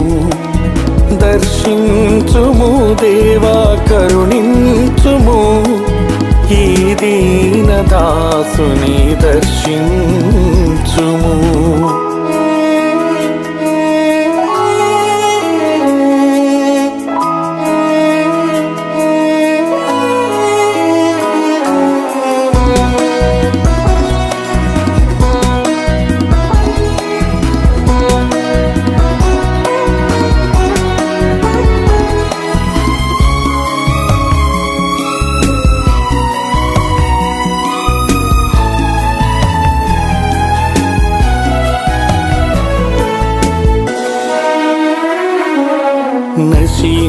నశించిపోతున్న ఆత్మల పట్ల భారము దయచేయుమయ్యా. వారికి ప్రకటించే బాధ్యత నాకు ఇంపుగా దయచేయుమయ్యా. నశించిపోతున్న ఆత్మల పట్ల భారము దయచేయుమయ్యా. వారికి ప్రకటించే బాధ్యత నాకు ఇంపుగా దయచేయుమయ్యా. దర్శించుము దేవా, కరుణించుము ఈ దీనదాసుని దర్శించుము.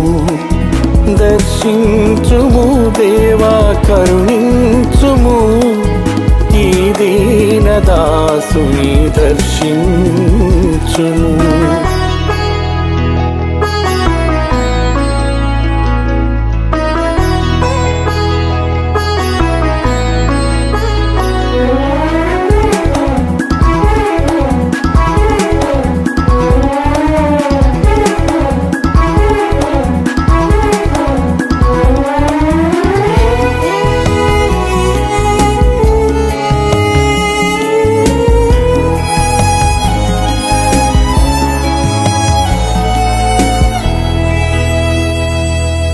నడవనీయుము దేవా, నడవనీయుము నీ చేతితో నన్ను నడుపుము. విడిచిపెట్టక నీవు నీ దాసుని నీ త్రోవలు నన్ను నడుపుము. నడవనీయుము దేవా, నడవనీయుము నీ చేతితో నన్ను నడుపుము. విడిచిపెట్టక నీవు నీ దాసుని నీ త్రోవలు నన్ను నడుపుము. దర్శించుము దేవా, కరుణించుము ఈ దీనదాసుని దర్శించుము.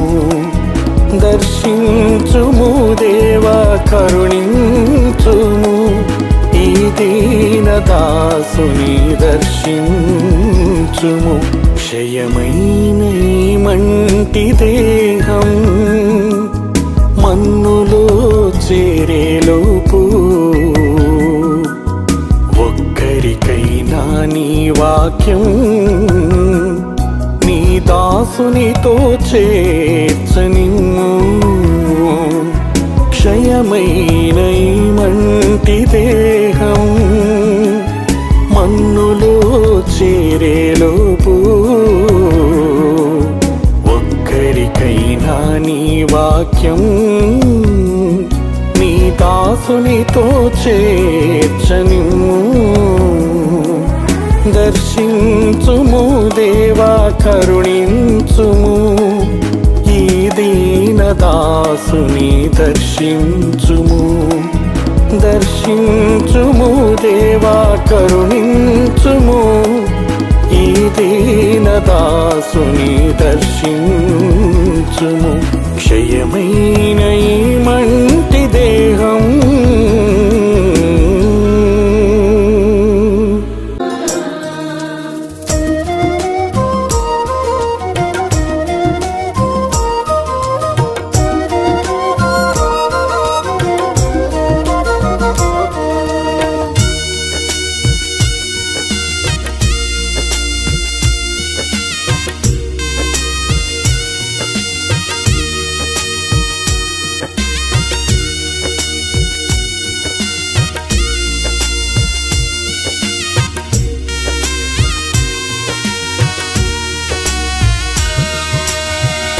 లోకమనే యాత్రలో విశ్వాసమనే నా తోనెలు.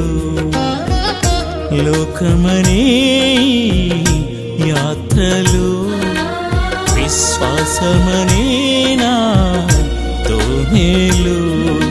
ఉన్నాను యేసయ్యా,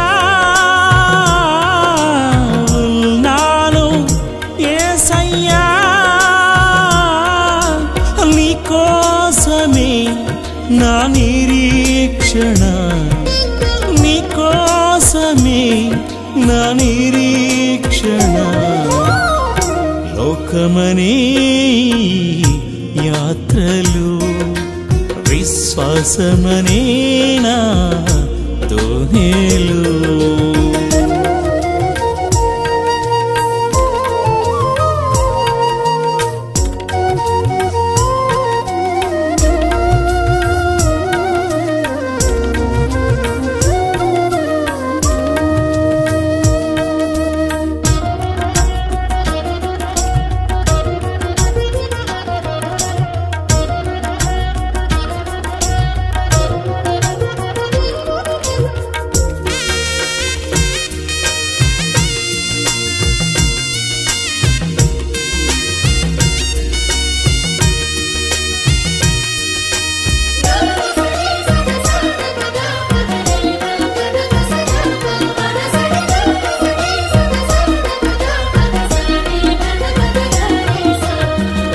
తుఫాను ఎగసి పడత్రోసి సమయాన సుడిగుండాలెరేగి చుట్టుముట్టే సమయాన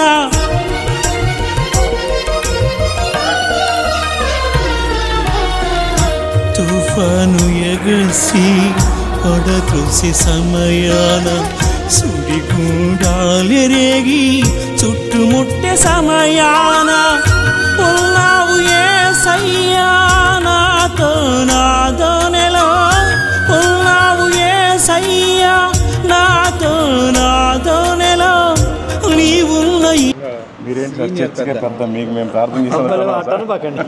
మీరు ఇప్పుడు దేవుడు మిమ్మల్ని ఏర్పాటు చేసుకున్నాం సార్. సార్ మీ యొక్క ఆశీస్సు మాకు అవసరం కనుక ప్రార్థన. సార్ మీ పేరు సార్? జకరయ్య. ప్రేమ కలిగిన తండ్రి, కృపగల మా యేసయ్య, మీకు స్తోత్రాలు ప్రభా, మీకు వందనాలు ప్రభా. నాదోనెలో నీవున్న ఈ తోనెలో భయమే లేదు నాలో, నీవున్న ఈ తోనెలో భయమే లేదు నాలో, లోకమనే తండ్రి మా సంఘం కొరకు ప్రార్థన చేయండి. తప్పకుండా సార్. మీరు ఎప్పుడు మీ ప్రార్థన ప్రతి నిత్యం సంఘం కొరకు ప్రయోజనం. సరే సార్, ఎప్పుడన్నా ఒక 2 గంటలు ఇస్తే ఇంకా బాగా చెప్తాం సార్. తప్పకుండా. పాటలు మీ ఇష్టం వచ్చి పాడుకుంటారు, ఒక అరగంట ఇస్తే ఏం సరిపోతుంది సార్. దేవుడు మేలు చేస్తే అవన్నీ క్లోజ్ చేసి తప్పకుండా మిమ్మల్ని వాడపడుతుంది. దాని కొరకు ప్రార్థన చేయండి. మీ పరిచయం గురించి మా సంఘం పర్లేదు, నేను ముందు చెప్పే కన్నా యేసునామాలు వద్దని చెప్పిన తర్వాత మళ్ళీ ఎందుకు? పర్లేదు, దేవుడు ఏదో రకంగా ఇస్తానే ఉంటాడు. అంటే మీ పరిచయం కోసము పర్లేదు, ఇంకోసారి వచ్చినప్పుడు తీసుకుంటాను. పర్లేదు, మంది ఆ బ్యాచ్ కాదనమాట, ఆ బ్యాచ్ వేరే ఉంటారు. పరిచయాలు ఇంకో చోట పర్లేదు. విశ్వాసమనేనా తోనేలు.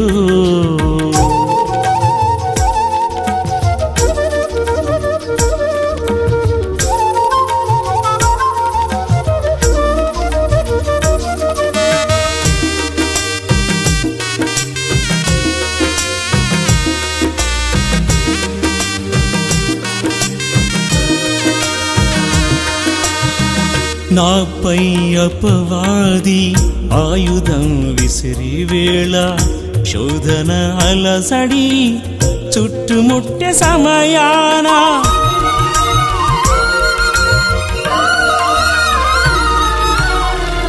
నాపై అపవాది ఆయుధం విసిరి వేళ, శోధన అలసడి చుట్టుముట్టే సమయాన, నిలిచావు యేసయ్యా వాక్యమై నా తోడుగా, నిలిచావు యేసయ్యా వాక్యమై నా తోడుగా, నీ తోడు నాకుండగా వర్తిల్లదు ఏ ఆయుధం, నీ తోడు నాకుండగా వర్తిల్లదు ఏ ఆయుధం, లోకమనే యాత్రలు విశ్వాసమనేనా తోనేలు, లోకమనే యాత్రలు విశ్వాసమనేనా తోనేలు.